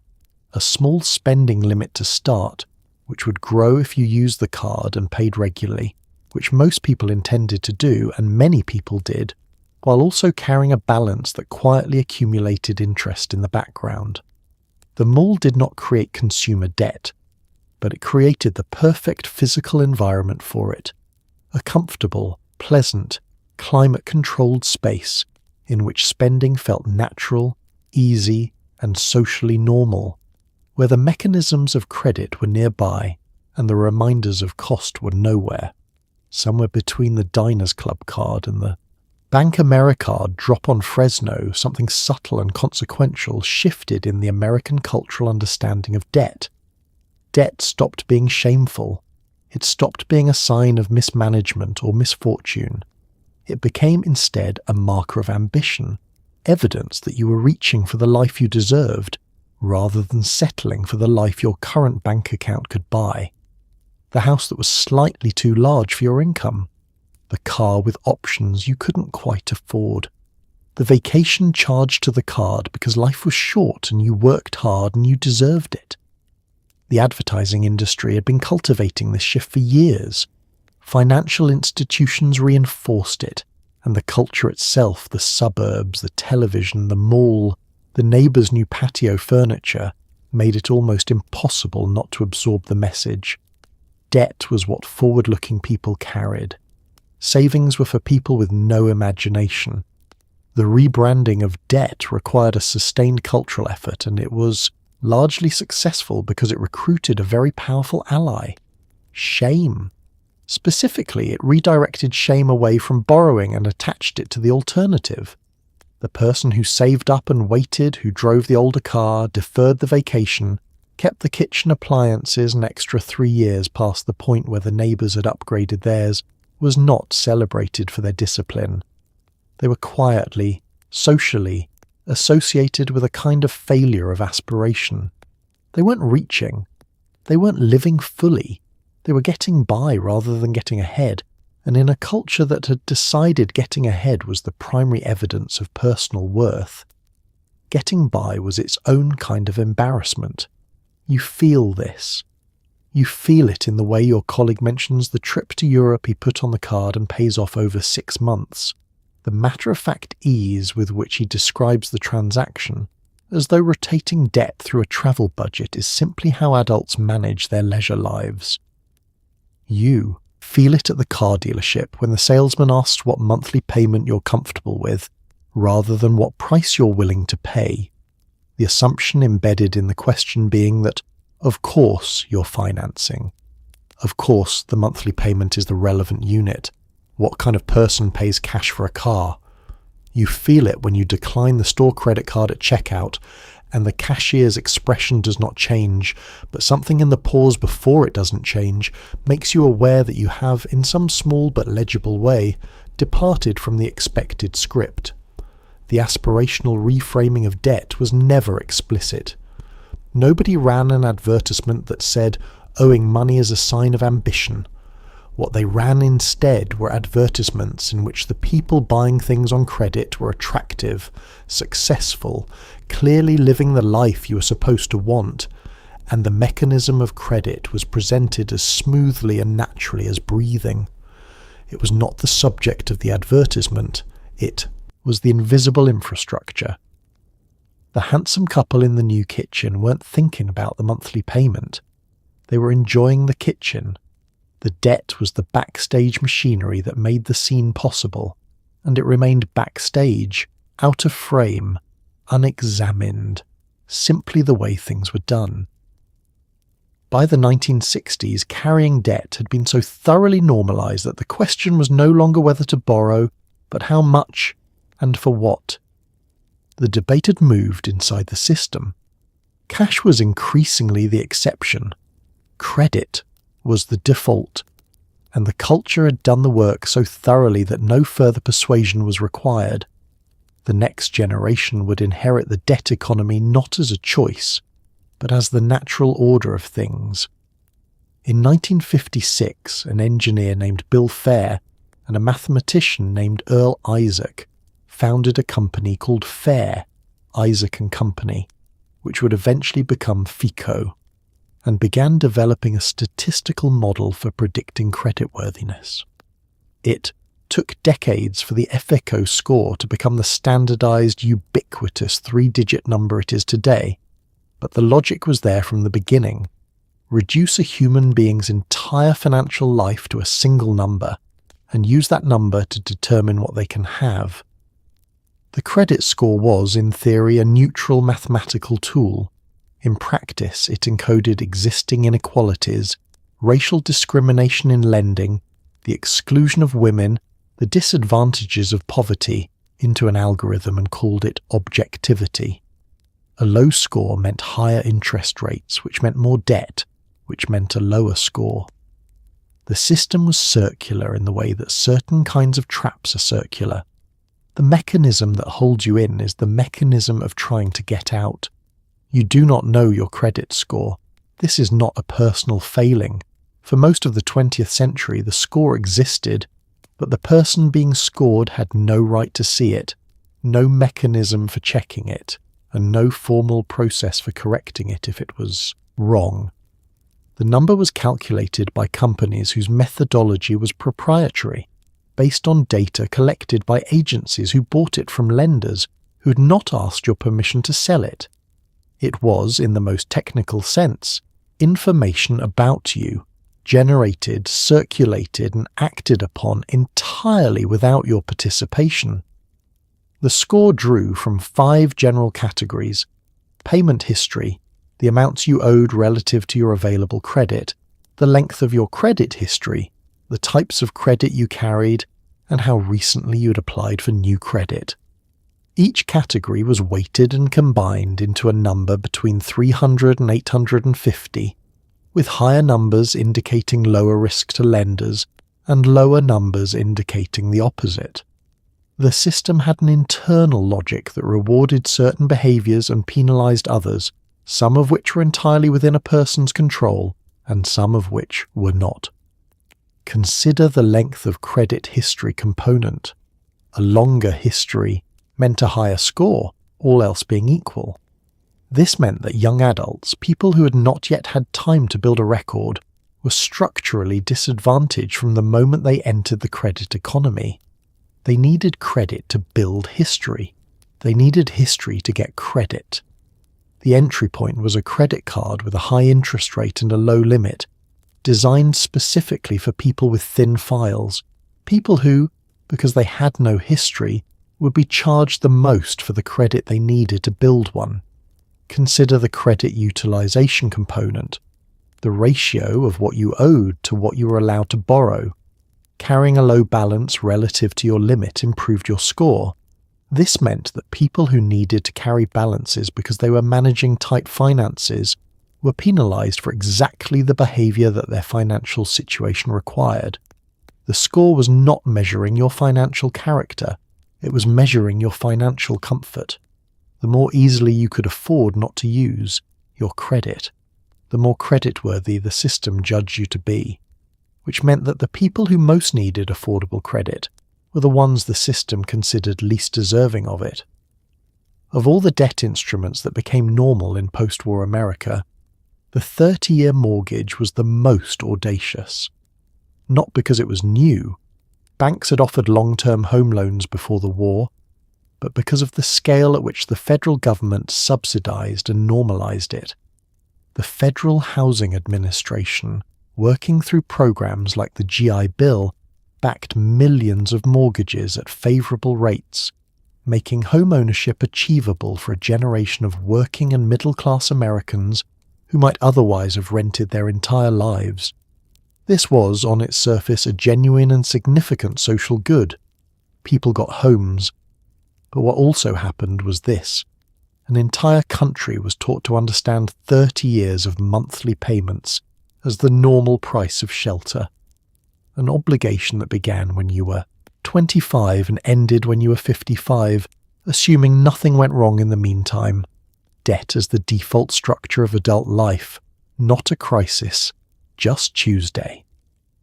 Before the widespread adoption of the long-term amortizing mortgage, buying a home in America typically required a down payment of roughly 50% and a loan term of 5 to 10 years. This meant home ownership was genuinely restricted to people with significant accumulated savings, which was frankly not most people. Renting was not a transitional phase on the way to owning. For many working families, renting was simply how housing worked. You paid monthly, you lived there, and the money was gone, but so was the anxiety of a large outstanding debt and the responsibility of maintenance and the risk of property values declining. The FHA mortgage changed the calculus by changing the terms. Down payments dropped to 10 or 20%. Loan terms stretched to 20, then 30 years. Monthly payments became affordable precisely because the debt was spread across so much time. A family that could not pay off a $10,000 house in 10 years could absolutely manage the same house over 30. The monthly payment was a fraction of the shorter-term equivalent, slotted comfortably alongside the car payment and the grocery bill and the utility costs. What 30 years of mortgage payments actually cost, however, was considerably more than the purchase price of the house. At a modest interest rate, a homeowner who carried a mortgage to full term paid for their house roughly twice over, once in principal and once in interest. The house cost $10,000. The mortgage, fully paid, cost $19,000. The family understood themselves to be owners from the day they moved in, and in a legal sense they were. But in a financial sense, the bank owned a very substantial portion of their home for a very long time, quietly collecting its share of every monthly payment while the family repainted the kitchen and planted a garden and thought of the place as theirs. This was not a secret. The math was available to anyone who looked at an amortization schedule. But amortization schedules were not prominently displayed at mortgage signings. What was displayed was the monthly payment, the interest rate, and the general warmth of the occasion, the handshakes, the keys, the sense of achievement that attended the signing of a document committing you to 30 years of financial obligation. The debt was real. The pride was also real, and the pride for most people was louder. By the late 1950s, the advertising industry had identified a new and largely untapped market: teenagers. This was, again, a consequence of the post-war economy. For the first time in American history, large numbers of teenagers had disposable income, allowances, part-time jobs, money from parents who were themselves flush with post-war prosperity, and eager to give their children the things they hadn't had during the Depression and the war. The recording industry, the clothing industry, and eventually the nascent credit industry all moved aggressively toward this demographic. The goal was not merely to sell to teenagers. The goal was to build the spending habits and the borrowing habits of the next generation of adult consumers. A teenager who learned to buy now and pay later was, from a corporate perspective, a customer for life. The education was working before the student ever signed their first credit application. Before the 1950s, teenagers as a distinct consumer demographic essentially did not exist.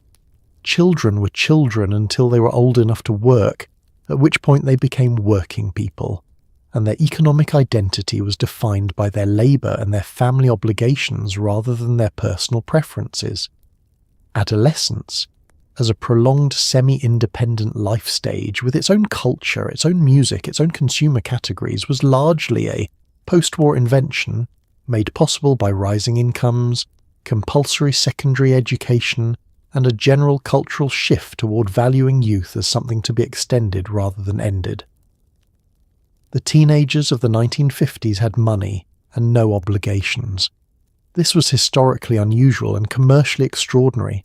They were concentrated in high schools that functioned as social ecosystems with their own status hierarchies in which consumer goods played a significant role: the right shoes, the right records, the right jacket.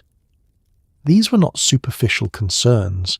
They were the currency of social navigation in an environment where you spent 6 hours a day with the same 200 people, and every detail of your appearance and possessions was visible and subject to interpretation.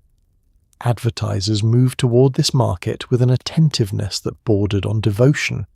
Entire magazines were created for teenagers. Radio formats shifted to serve them. The recording industry built itself almost entirely around their preferences, with results that would shape popular culture for the rest of the century. And the message woven through all of it, through the magazines, the radio advertisements, the store displays, was that having the right things was important, that the right things were available, and that the mechanism for acquiring them was a purchase, ideally an immediate one. The credit industry's entry into this demographic came a little later and more carefully, because extending credit to minors required workarounds and their parents' involvement. But the groundwork was laid through consumption habit. A teenager who understood shopping as a primary leisure activity, who experienced buying as a natural response to desire, who'd been taught by a decade of television and advertising that the distance between wanting something and owning it should be as short as possible. That teenager, when they turned 18 and received their first credit card, application in the mail was already prepared to use it. The education had been running for years. The card was just the graduation certificate. In the years following the Fresno drop, as credit card debt spread across the country and delinquencies mounted, there was a moment, brief, tentative, quickly overcome, when it seemed as though the expansion might slow. Banks were losing money. Congress was paying attention. Consumer advocates were beginning to use phrases like debt trap and predatory lending in public, in print, in congressional testimony. The Federal Truth in Lending Act of 1968 was passed largely as a response to these concerns, requiring that lenders disclose APR clearly and in writing. It was by most measures a meaningful reform. Consumers now had a legal right to know what they were paying, and what happened, over the following decade, was that consumers learned what they were paying and largely continued paying it because the credit card had become so thoroughly woven into the structure of daily American life that the alternative, going back to cash, felt not like freedom, but like deprivation. The hearings in Congress had a satisfying drama to them. Senators leaned into microphones and asked pointed questions about interest rates and disclosure, and the practice of mailing unsolicited cards to people who hadn't asked for them. Consumer advocates testified in careful, measured language about the structural disadvantages built into revolving credit. Lenders sent representatives who explained, with great patience and many charts, that credit was a service, that consumers valued flexibility, and that the market was functioning as intended. The gap between these two descriptions of the same reality was considerable, and everyone in the room knew it, and the hearings continued. The Truth in Lending Act emerged from this process as a genuine, if limited, victory. For the first time, lenders were required to state the annual percentage, rate in a standardized format, disclose the total cost of a loan, and to present this information prominently enough that a consumer could reasonably find and read it. The law closed the most egregious informational gaps. It made comparison possible where before comparison had been nearly impossible. You could, after 1968, look at two credit card offers and determine which one was more expensive, something that sounds obvious until you remember that it had been functionally impossible for the previous decade. And yet, the behaviour the law was designed to interrupt, the carrying of revolving balances at high interest rates, the perpetual maintenance of manageable debt, did not significantly change. Credit card debt continued to grow after 1968. It grew through the 1970s and the 1980s. It grew despite disclosure requirements, despite consumer education campaigns, despite the occasional newspaper article explaining amortization, in plain language with helpful charts. The reason, when you look at it clearly, is not mysterious. The Truth in Lending Act gave people information. It did not change the social infrastructure that made credit feel necessary, normal, and aspirational. It did not change the mall, or the television, or the minimum payment, or the fact that your neighbours had a new kitchen and you did not. Information, as a remedy for a structural condition, has limits. Knowing that you are paying 19% interest does not make the alternative. Not having the thing feel any less like deprivation when the culture has spent 15 years teaching you that having the thing is what adults do. The law named the price. The culture still said, pay it. The 1970s brought inflation. Serious, grinding, demoralizing inflation. The kind that made the price of groceries a genuinely distressing topic of conversation, and turned the interest rates on credit cards from merely significant to genuinely punishing. The Federal Reserve, attempting to break the back of inflation, raised interest rates dramatically in the late 70s and early 80s. Mortgage rates climbed past 15%. Credit card rates followed. The cost of carrying a balance, already substantial, became for many households overwhelming. And yet credit card debt continued to grow, because the infrastructure was in place, because the habits had been formed, because the minimum payment was always there, at the bottom of the statement, offering the quiet fiction that everything was manageable. The debt economy survived the worst interest rate environment in modern American history because it had made itself indispensable. You're standing in a grocery store in 1974 and you're doing something that your parents' generation did not have to do in quite this way. You are calculating. Not leisurely, not as a general habit of fiscal mindfulness, but urgently with the specific focus of someone who left the house with $40 and is now looking at a cart that appears to contain $43 worth of food at prices that are noticeably higher than they were 3 months ago. The calculation is not pleasant. Something is going back on the shelf. The question is, what? Inflation of the 1970s was not the polite, manageable kind that economists describe as a natural feature of a growing economy. It was the disorienting, destabilizing kind that made planning feel futile and savings feel like a slow leak. The dollar you earn today would buy less next month. The salary that had felt adequate in 1970 felt stretched in 73 and genuinely insufficient by 76. Wages rose, but not as fast as prices. The gap between income and cost of living, already a feature of working-class and middle-class American life, widened. And into that gap, as into every gap that appeared in the American economy during this period, the credit card slid with quiet efficiency. If your paycheck no longer covered the month, the card covered the difference. This was not recklessness. For many families, it was arithmetic. The alternative was not buying the groceries. The alternative was the child not having shoes when she needed them. The alternative was the car not being repaired, which meant not getting to work, which meant the problem getting considerably worse. The credit card was, in these circumstances, not a luxury or an aspiration. It was a buffer, a mechanism for managing the distance between what you earned and what it cost to live. The banks understood this perfectly.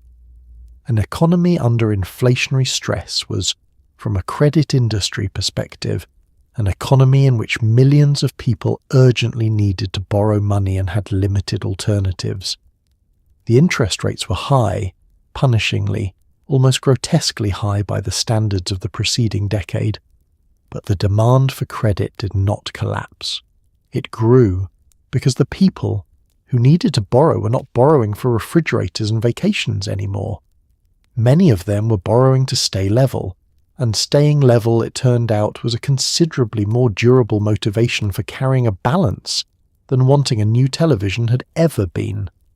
The debt economy had, by surviving the 1970s, demonstrated something important about its own resilience. It could absorb hardship, it could absorb high rates and tight budgets, and a decade of general economic misery. It was, in the most clinical sense, anti-fragile, a system that grew stronger under stress because stress increased the need for exactly what it provided. Nobody planned it this way. But nobody changed it either. For the families for whom the minimum payment was not enough, for whom the car loan and the store card and the mortgage and the medical bill all arrived in the same month from different directions, there was bankruptcy. And bankruptcy in post-war America had a particular texture of shame. It was the formal acknowledgement that you had tried to live the life the advertisements had promised you, and you had not been able to sustain it. Corporate bankruptcy was a strategic tool, a legal mechanism used by large companies to restructure debt and emerge leaner. Personal bankruptcy was a moral failure, covered in the newspapers with the specificity that was not applied to the corporations whose lending practices had contributed to it. The number of personal bankruptcies in the United States rose steadily through the second half of the 20th century, tracking the expansion of consumer credit with an almost mathematical fidelity. More cards, more debt, more families, at the end of some bad year, sitting across from a lawyer and trying to explain what had gone wrong. You do not arrive at bankruptcy suddenly.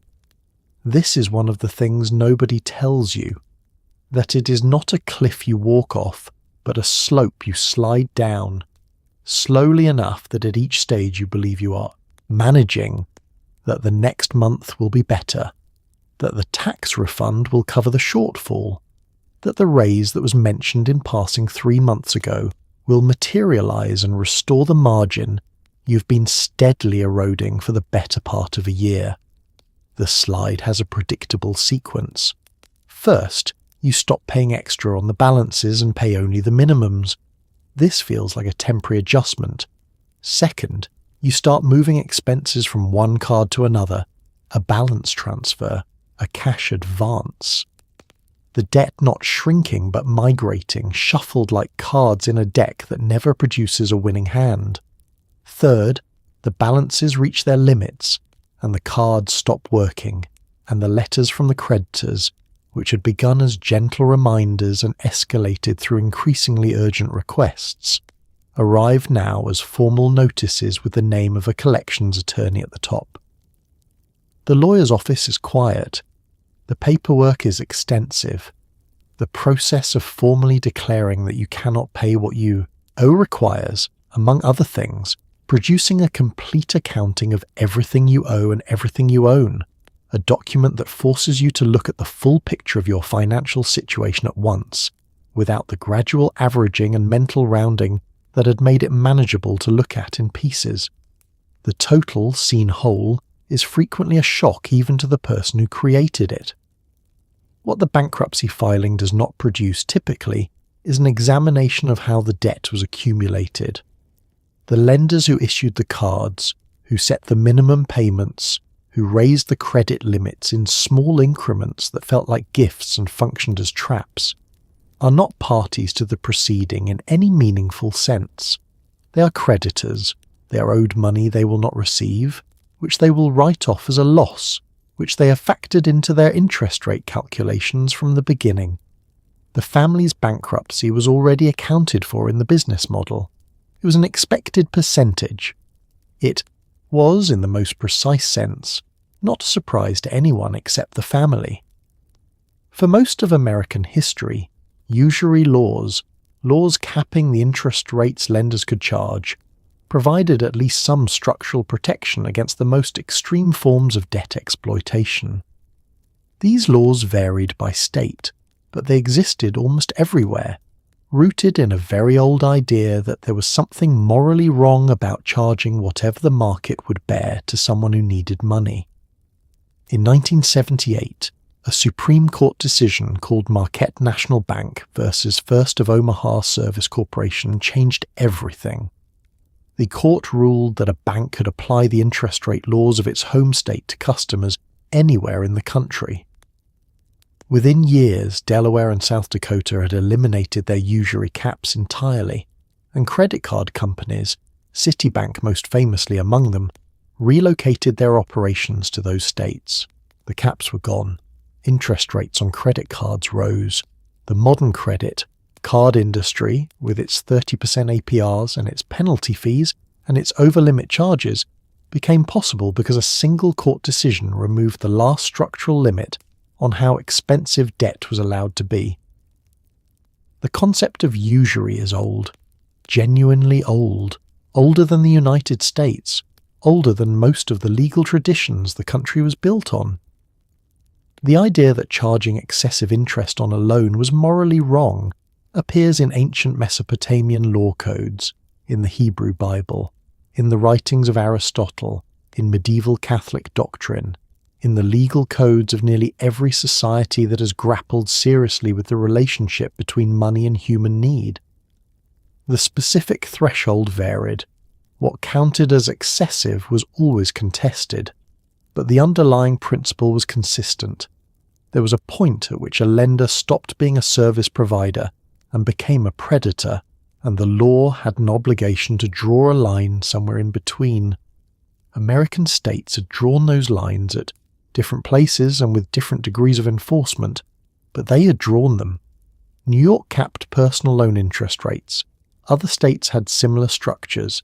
The caps were imperfect and sometimes circumvented, but they existed as a floor beneath which the cost of borrowing could not be pushed, which meant also a ceiling above which the price of credit could not legally be set. The Marquette decision dissolved the relevance of those lines with a single stroke of legal reasoning. If a bank chartered in South Dakota could lend to a customer in New York at South Dakota rates, which were, after the state eliminated its usury cap, unlimited, then New York's cap protected no one. The bank simply operated from the more permissive jurisdiction. The race to the bottom that followed was not metaphorical. Delaware and South Dakota actively competed to attract credit card company headquarters by offering the most favorable regulatory environment, which meant the least protection for borrowers. Citibank, struggling with the combination of high inflation and interest rate caps that prevented it from pricing loans profitably, relocated its credit card operation to South Dakota in 1981. Others followed. Within a decade, the effective interest rate ceiling on credit cards had ceased to exist. Rates that would have been illegal in most states a decade earlier became standard. The penalty rate, applied when a cardholder missed a payment, could reach 30% or higher. The late fee, the over-limit fee, the cash advance fee, all of these existed before deregulation. But the removal of rate caps allowed them to compound into a structure so profitable that the industry expanded aggressively, issuing cards to ever riskier borrowers because the interest rates now fully priced in the risk and then some. The last guardrail had not merely been lowered, it had been removed entirely, and the road beyond it ran steeply downhill.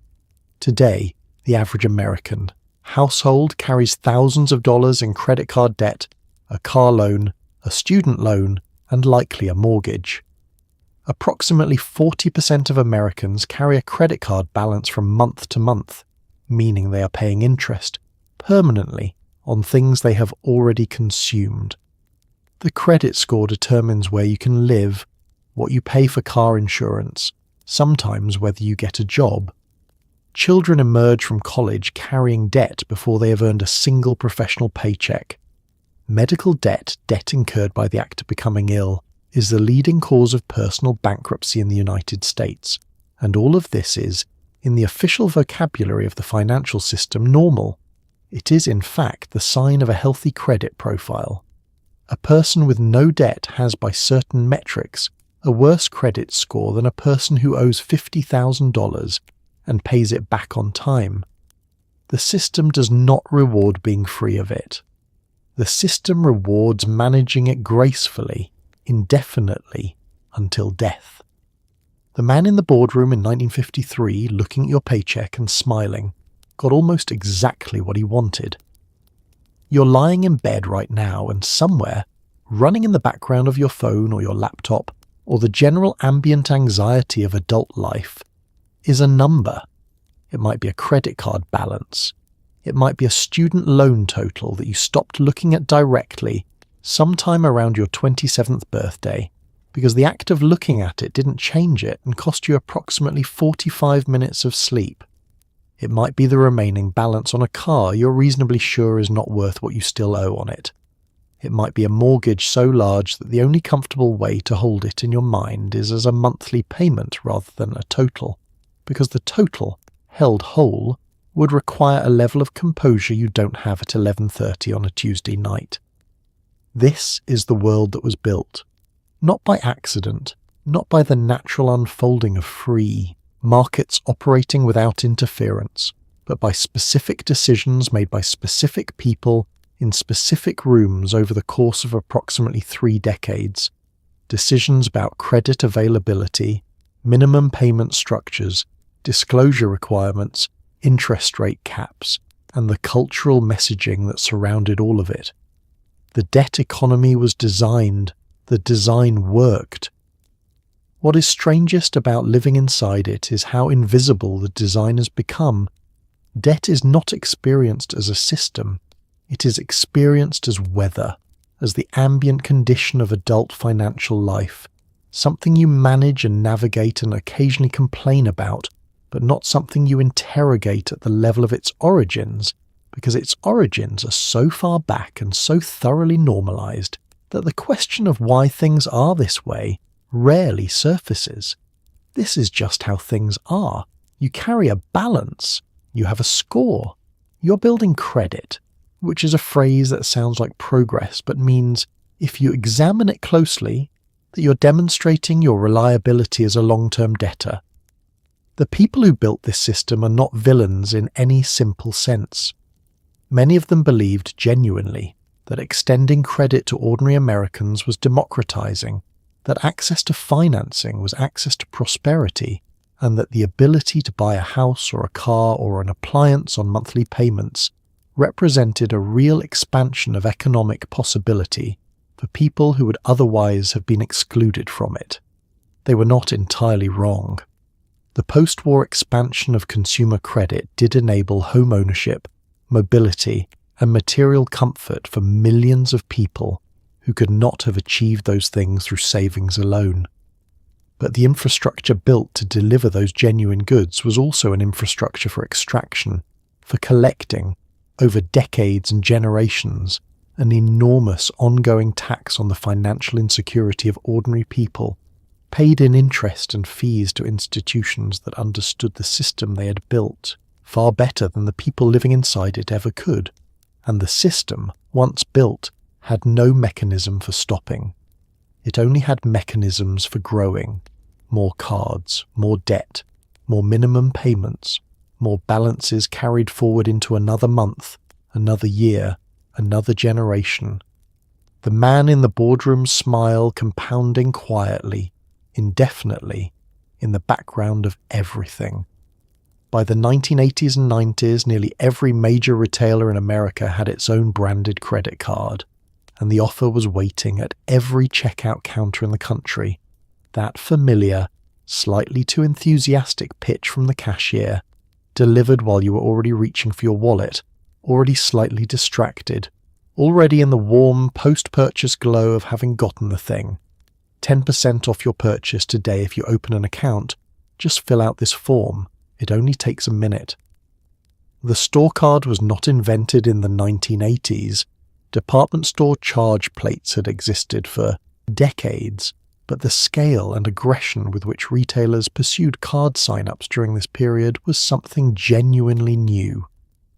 Retailers had discovered that a customer with a store card spent significantly more per visit than a customer without one.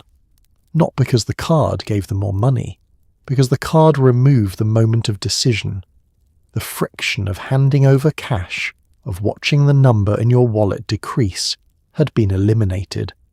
And friction, it turned out, was doing a lot of work that nobody had properly credited it for. You are at the checkout. You have a cart full of things you mostly needed and a few things you definitely didn't, which is roughly the correct ratio for a trip to a large retail store. The cashier scans everything, announces the total, and then, with the practiced timing of someone who has delivered this line several thousand times, mentions the card.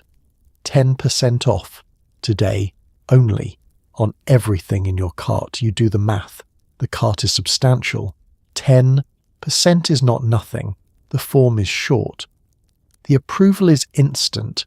A small printer behind the counter produces a temporary card number before you have fully processed the decision to apply. You walk out with your purchases and a new line of credit, which feels, in the moment, like a small victory.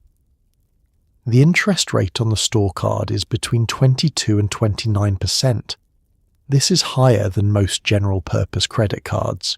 It is high enough that carrying a balance for even a few months will cost you considerably more than the discount you received at the register. The 10% you saved on today's purchase will be returned to the retailer, and then some if you pay less than the full balance next month. The cashier did not mention this. The form did not emphasize it. The small printer certainly did not print it.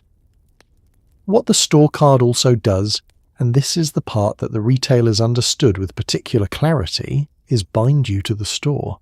A person with a Macy's card shops at Macy's, not exclusively, not irrationally, but with a frequency and a default preference that a person without one simply does not have. The card is a loyalty mechanism. The credit is almost secondary, a feature that generates revenue in its own right, but whose deeper function is to create an ongoing relationship between the cardholder and the brand. You're not just a customer, you're an account holder. The store has an interest in keeping you, and you have a card in your wallet that nudges you gently and constantly back through its doors. By the early 2000s, Americans held hundreds of millions of store cards across thousands of retail brands.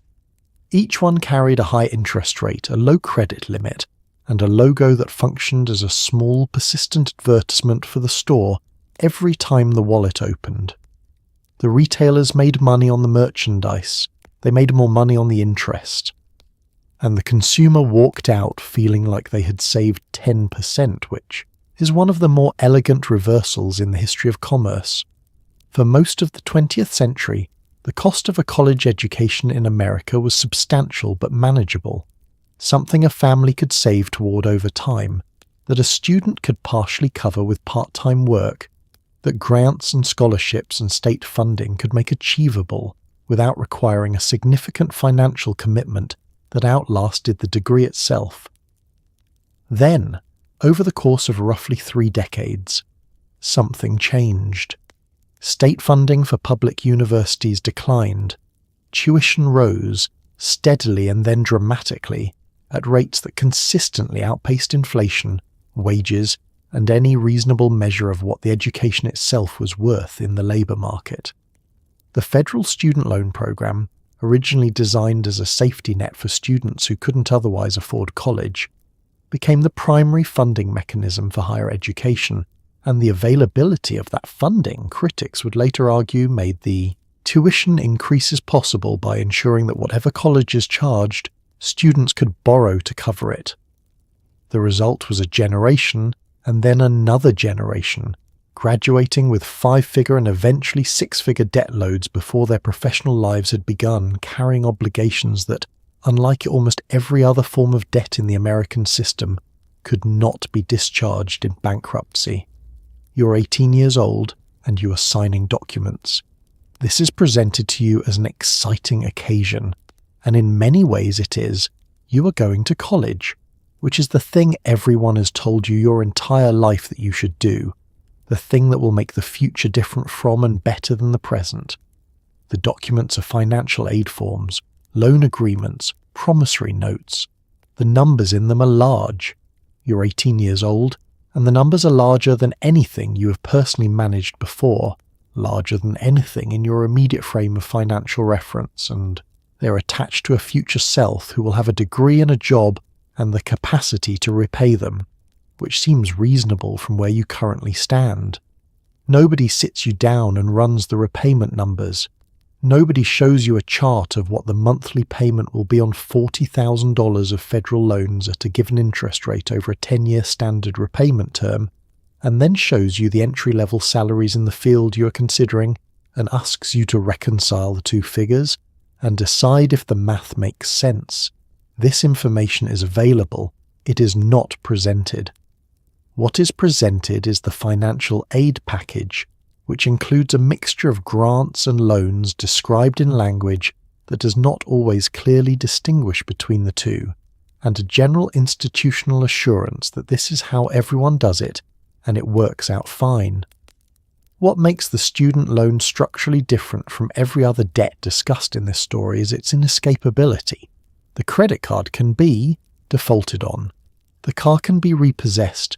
The house can be foreclosed. These outcomes are terrible, but they are terminal. At some point the debt is resolved, discharged in bankruptcy or written off, and the person emerges on the other side scarred but free. The student loan cannot be discharged in bankruptcy except under circumstances so extreme they almost never occur. It follows you. It accrues interest during periods of deferment. It can be collected from Social Security payments in old age. It is, in the vocabulary of finance, a fully secured obligation, except that the collateral is not a house or a car. The collateral is your future income. Your future self, who signed nothing and was consulted about nothing, was enrolled in a 30-year financial obligation before they were old enough to rent a car. If you wanted to design a system to make the debt economy invisible to a generation that had grown up watching the previous generation struggle with credit cards, you would design something that didn't look like credit, something that used different words, something that arrived not in a thick-walled envelope with a bank logo in the corner, but in a clean sans serif font on a checkout screen, friendly and frictionless, offering to split your purchase into 4 easy payments with a single tap. You would call it something forward-sounding, a firm, Klarna, Afterpay. You would make the interface feel like a budgeting tool rather than a loan agreement. You would position it not as debt but as flexibility, a way of smoothing out the timing of a purchase you are going to make anyway, turning a single large payment into a series of small manageable ones. You would, in other words, invent something that was structurally identical to what department stores were doing in 1952, except delivered through a smartphone app to consumers who had been told, by a decade of financial commentary, to be suspicious of credit cards. The oldest trick in the debt economy got a new interface. It worked immediately. The pitch is clean. You're at checkout, online or in a store, and the total is more than you want to spend from your account right now. Not more than you can afford over time. You're a reasonable person with a reasonable budget, just more than you want to part with as a single transaction today. The buy now, pay later option offers to divide the total into 4 payments, typically every 2 weeks, with no interest if you pay on time. This is, on its face, genuinely useful for purchases where the cash flow timing is the only obstacle, where you have the money, just not right now, in this exact 2-week window. It is a legitimate convenience. What it is also doing, at scale, across millions of transactions, is training a new generation of consumers to make purchase decisions based not on whether they can afford the total, but on whether they can afford the installment. This is the same cognitive shift that the installment plan, pioneered in the 1930s, that General Motors refined in the 1950s, that the credit card normalized in the 1970s. The price is replaced by the payment, the total is replaced by the slice, and the slice is always manageable, almost by definition, because it has been mathematically designed to be. The late fee when a payment is missed can be substantial, in some cases a significant percentage of the original purchase. Some platforms charge interest, some report to credit bureaus. The terms vary by provider and are disclosed in documents that share the traditional virtue of financial disclosure documents everywhere. They are complete, accurate, and almost entirely unread.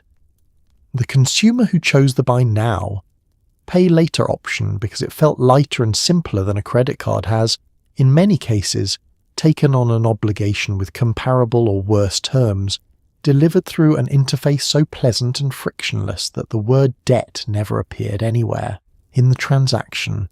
The debt economy had learned to disappear inside the checkout experience, and the disappearing act was, as always, the most important part of the trick.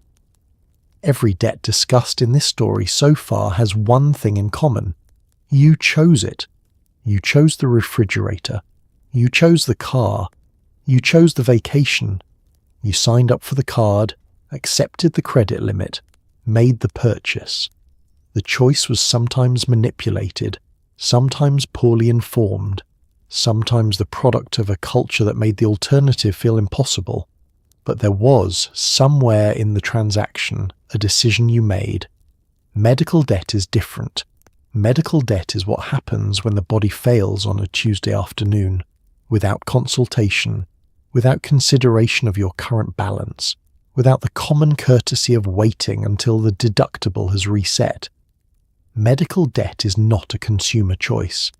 It is a consequence of being a person, in a body, in a country where the cost of treating that body's failures can exceed a year's salary before you have left the emergency room, and yet it is collected exactly like any other debt, with interest, with fees, with collections agencies, with the same damage to the same credit score that determines where you live and what you pay for everything else.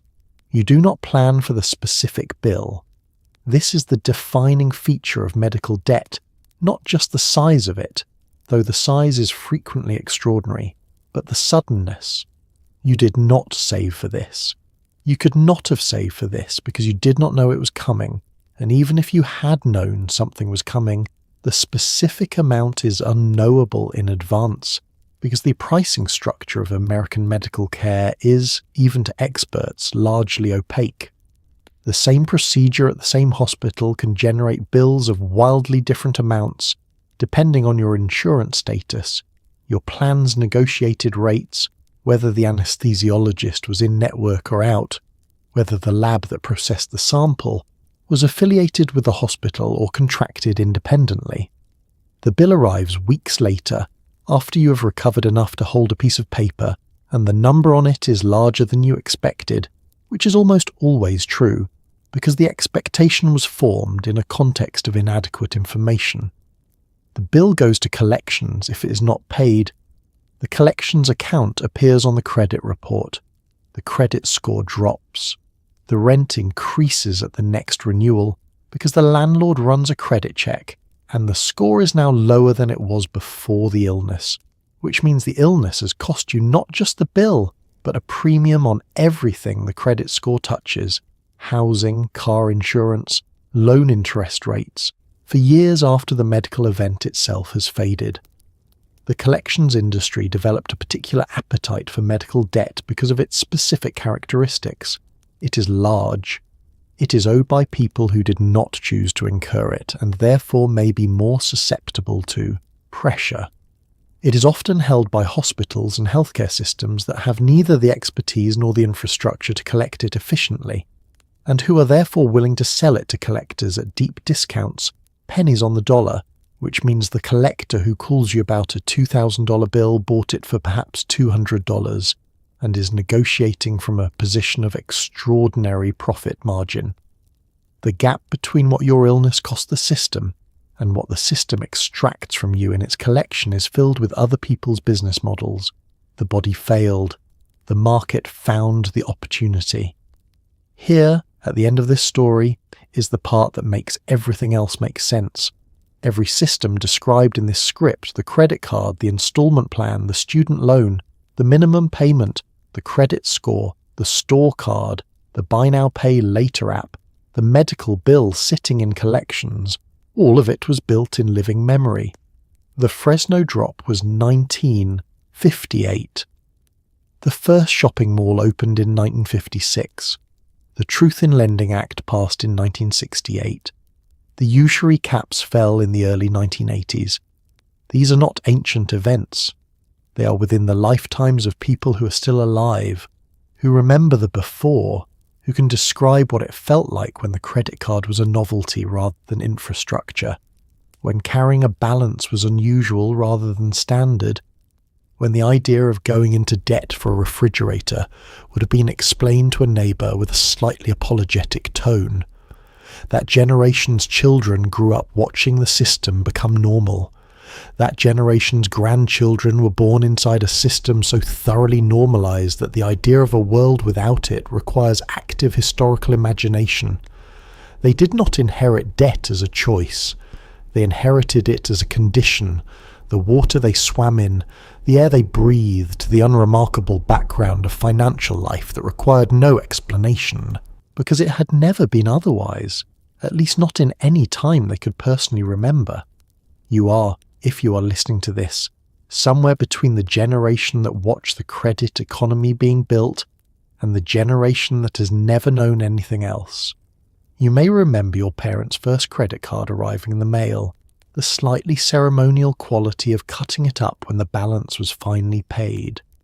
Or you may have received your own first card at 18, in a package designed to feel like a gift, which in a sense it was, the gift of debt, wrapped in rewards points and a temporary 0% introductory rate.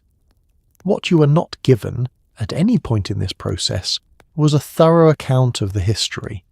You were not told that the minimum payment was designed by a research team whose job was to find the exact threshold of forward motion that would keep you from feeling desperate while ensuring the balance remained large enough to generate interest.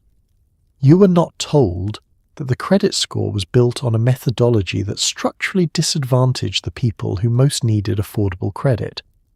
You were not told that the usury laws that once capped what lenders could charge were dismantled in a single court decision that most Americans never heard about.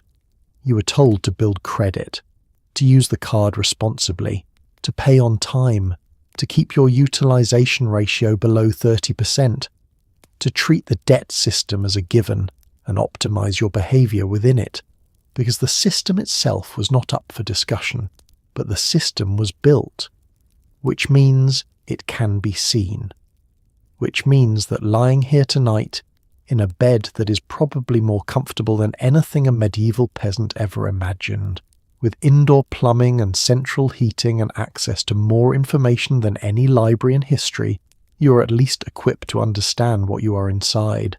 The debt is real. The interest is real. The score is real. But the naturalness of it, the sense that this is simply how things are and always have been, that part was constructed.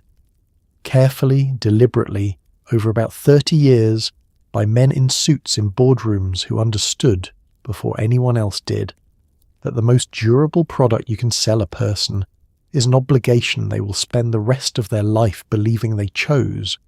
Somewhere in the 1980s, the credit card industry solved the one problem it had never quite managed to fully eliminate: the nagging, low-level guilt of carrying a balance.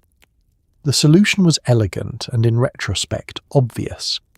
If people felt vaguely bad about spending money they didn't have, the answer was to make the spending feel like earning.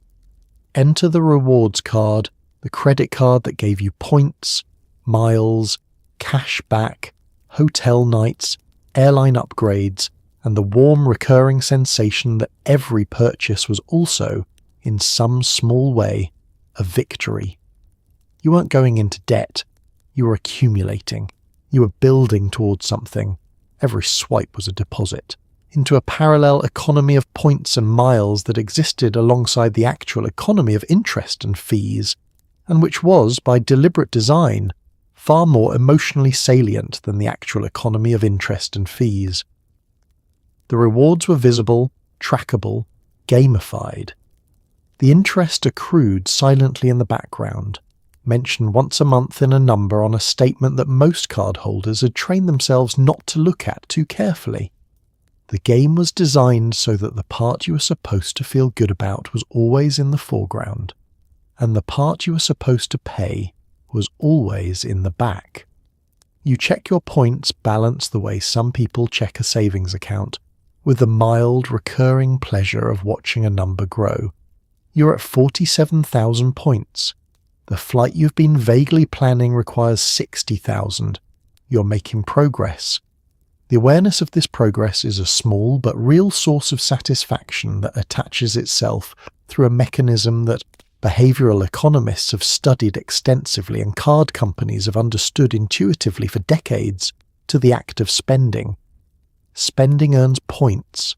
Points are satisfying. Therefore, spending is satisfying, not merely in the moment of acquisition, but in the ongoing, accumulating sense of progress toward a goal. You have been gamified. The math, examined from the outside, is illuminating. The average rewards card charges an annual fee of anywhere from $95 to $550 for premium tiers. The cash value of points earned on typical spending is approximately 1 to 2 cents per point, meaning that to break even on a $95 annual fee through rewards alone, you need to spend between roughly $5,000 and $10,000 on the card per year. The sign-up bonus, which is the most aggressively advertised feature of any rewards card, typically requires spending $3,000 to $5,000 in the first 3 months, a threshold calibrated to establish spending habits at the card's expected usage level during the critical early period when behavioral patterns are formed. None of this is secret. The math is available to anyone who looks for it. There is an entire ecosystem of websites dedicated to what enthusiasts call travel hacking, the optimization of credit card rewards for maximum value. These sites are detailed, sophisticated, and largely written by people who pay their balances in full every month, which is the only population for whom the rewards card math is consistently favourable. For the approximately 40% of cardholders who carry a balance, the rewards are more than offset by the interest, a negative return dressed in the language of benefit, a loss that feels like a win because the wins are announced by push notification and the losses are disclosed in a font size that requires reading glasses. The rewards card did not change the debt economy. It changed how the debt economy felt, and feeling, as every chapter of this story has demonstrated, was always the more important variable. There is a line somewhere in the terms and conditions of your credit card agreement, not near the beginning, where the annual fee and the reward structure are explained in inviting detail, but somewhere in the middle pages, in the section that uses the word pursuant more than once, that describes what happens when you miss a payment, the late fee, the penalty APR, the grace period that evaporates, the interest that begins accruing on purchases that would otherwise have been free if you had paid the balance in full by the due date, which you did not, because the due date was a Tuesday and you were busy, or the payment was scheduled and something went wrong with the routing, or you simply forgot, the way adults sometimes forget things while managing the full complexity of a life that does not pause to ensure all financial obligations are met on their respective Tuesdays. The late fee in the modern credit card industry is not a regrettable administrative necessity. It is a revenue line. It is planned for, projected, and priced into the business model with the same deliberateness as the interest rate. The people who miss payments are not an exception the system tolerates. They are a segment the system depends on. You missed a payment. Not deliberately. The idea of deliberately missing a credit card payment belongs to a different kind of story, one involving calculated financial strategy and a tolerance for consequences you do not possess.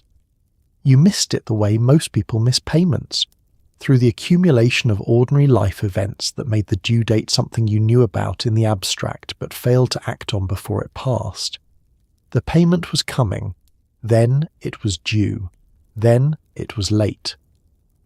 The late fee arrives on the next statement, $27 or $39 or $40, the maximum permitted under the Credit Card Accountability, Responsibility and Disclosure Act of 2009, which capped late fees at a level that the industry lobbied vigorously to set as high as possible, and which, in the years since its passage, has been applied with consistent uniformity to the maximum permitted amount by virtually every major issuer. The cap was intended as a protection. It became a flaw. but the late fee is only the beginning. What the late fee triggers, if you're not careful to notice and respond to it, is a cascade. The penalty APR, a higher interest rate applied to the entire balance after a missed payment, can activate immediately or after 2 consecutive missed payments, depending on the issuer. Where your previous rate was 17%, the penalty rate may be 29.99%, which is to say 30%, which is the number the law currently permits and which card companies therefore charge. The penalty rate may remain in effect for 6 months, or indefinitely, or until you've made a certain number of consecutive on-time payments, the specifics buried in the terms you agreed to without reading, because the terms are 30 pages long, and reading them in full would require approximately 45 minutes you did not have the day the card arrived and have not had since. 1 Tuesday, 1 forgotten payment, a fee, a penalty rate, and a cascade of consequences that can take months to unwind, all of it planned for, projected and counted on by institutions whose business model has always rested on the reliable imperfection of human attention. You're not a customer who made a mistake. You are a revenue event that has been anticipated since the day the card was issued. Every system of power eventually develops a language, and the language serves the system. It frames what is possible to think, what is natural to expect, what questions arise and which ones do not.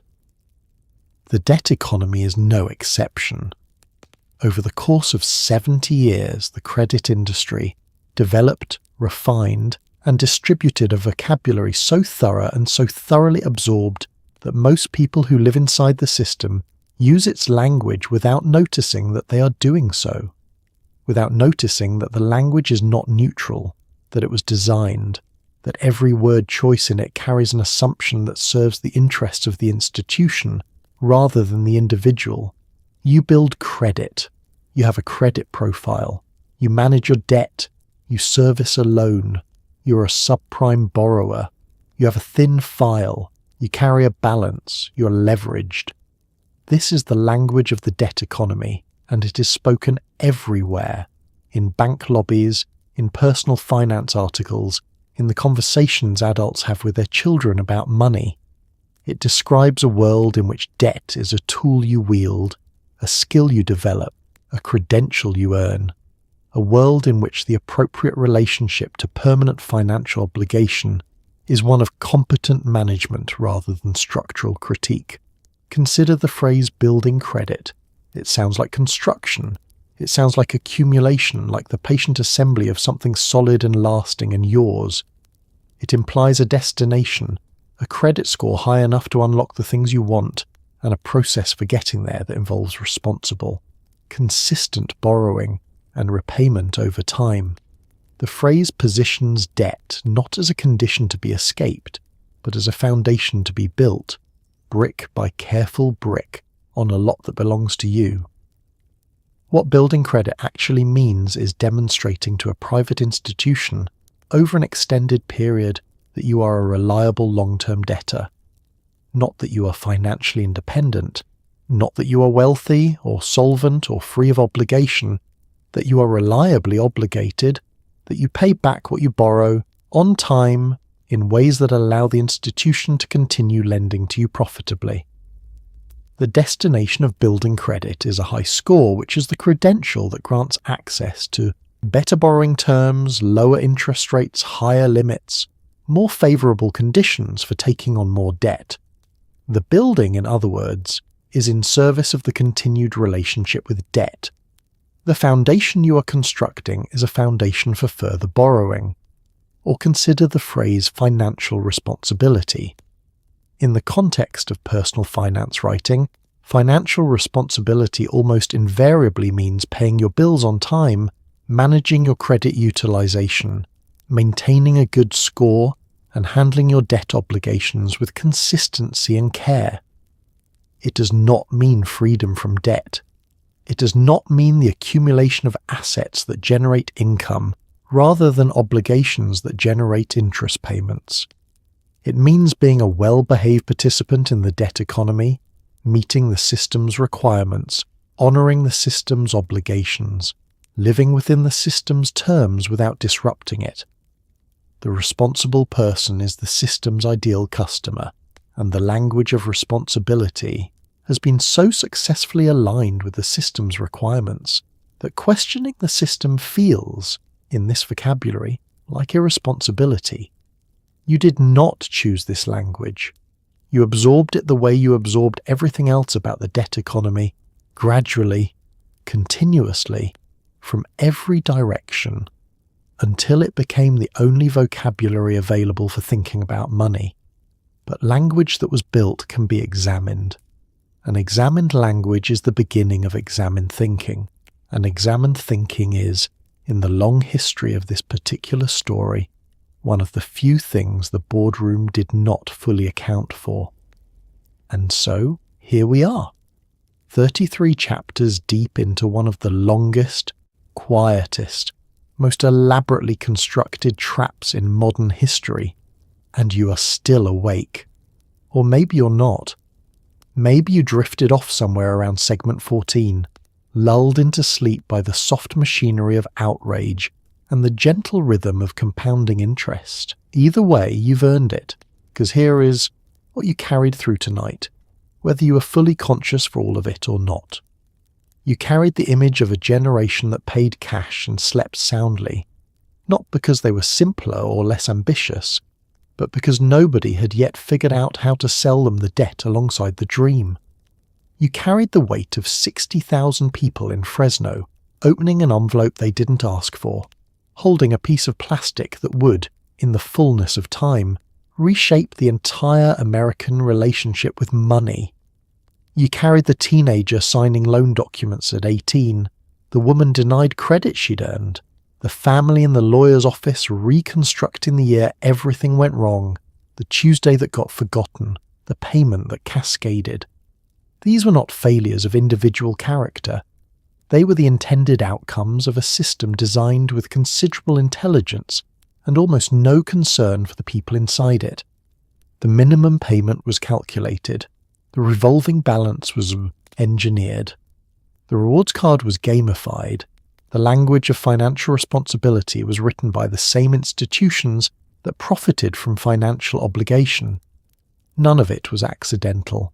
All of it was tested. And yet, and this is the part worth holding as you drift towards sleep, the people inside this system were not passive. They were not simply consumed. They organized occasionally. They passed laws imperfectly. They showed up at congressional hearings with careful testimony. They wrote the Truth in Lending Act and the Equal Credit Opportunity Act and every other imperfect, partial, hard-won piece of legislation that made the system slightly less extractive than it would otherwise have been. They shared what they knew with their children. They warned each other. They built the credit union movement as an alternative. They filed for bankruptcy and started over. They carried the weight and kept moving, the way people have always kept moving through systems designed to hold them in place. There is a kind of stubborn dignity in that.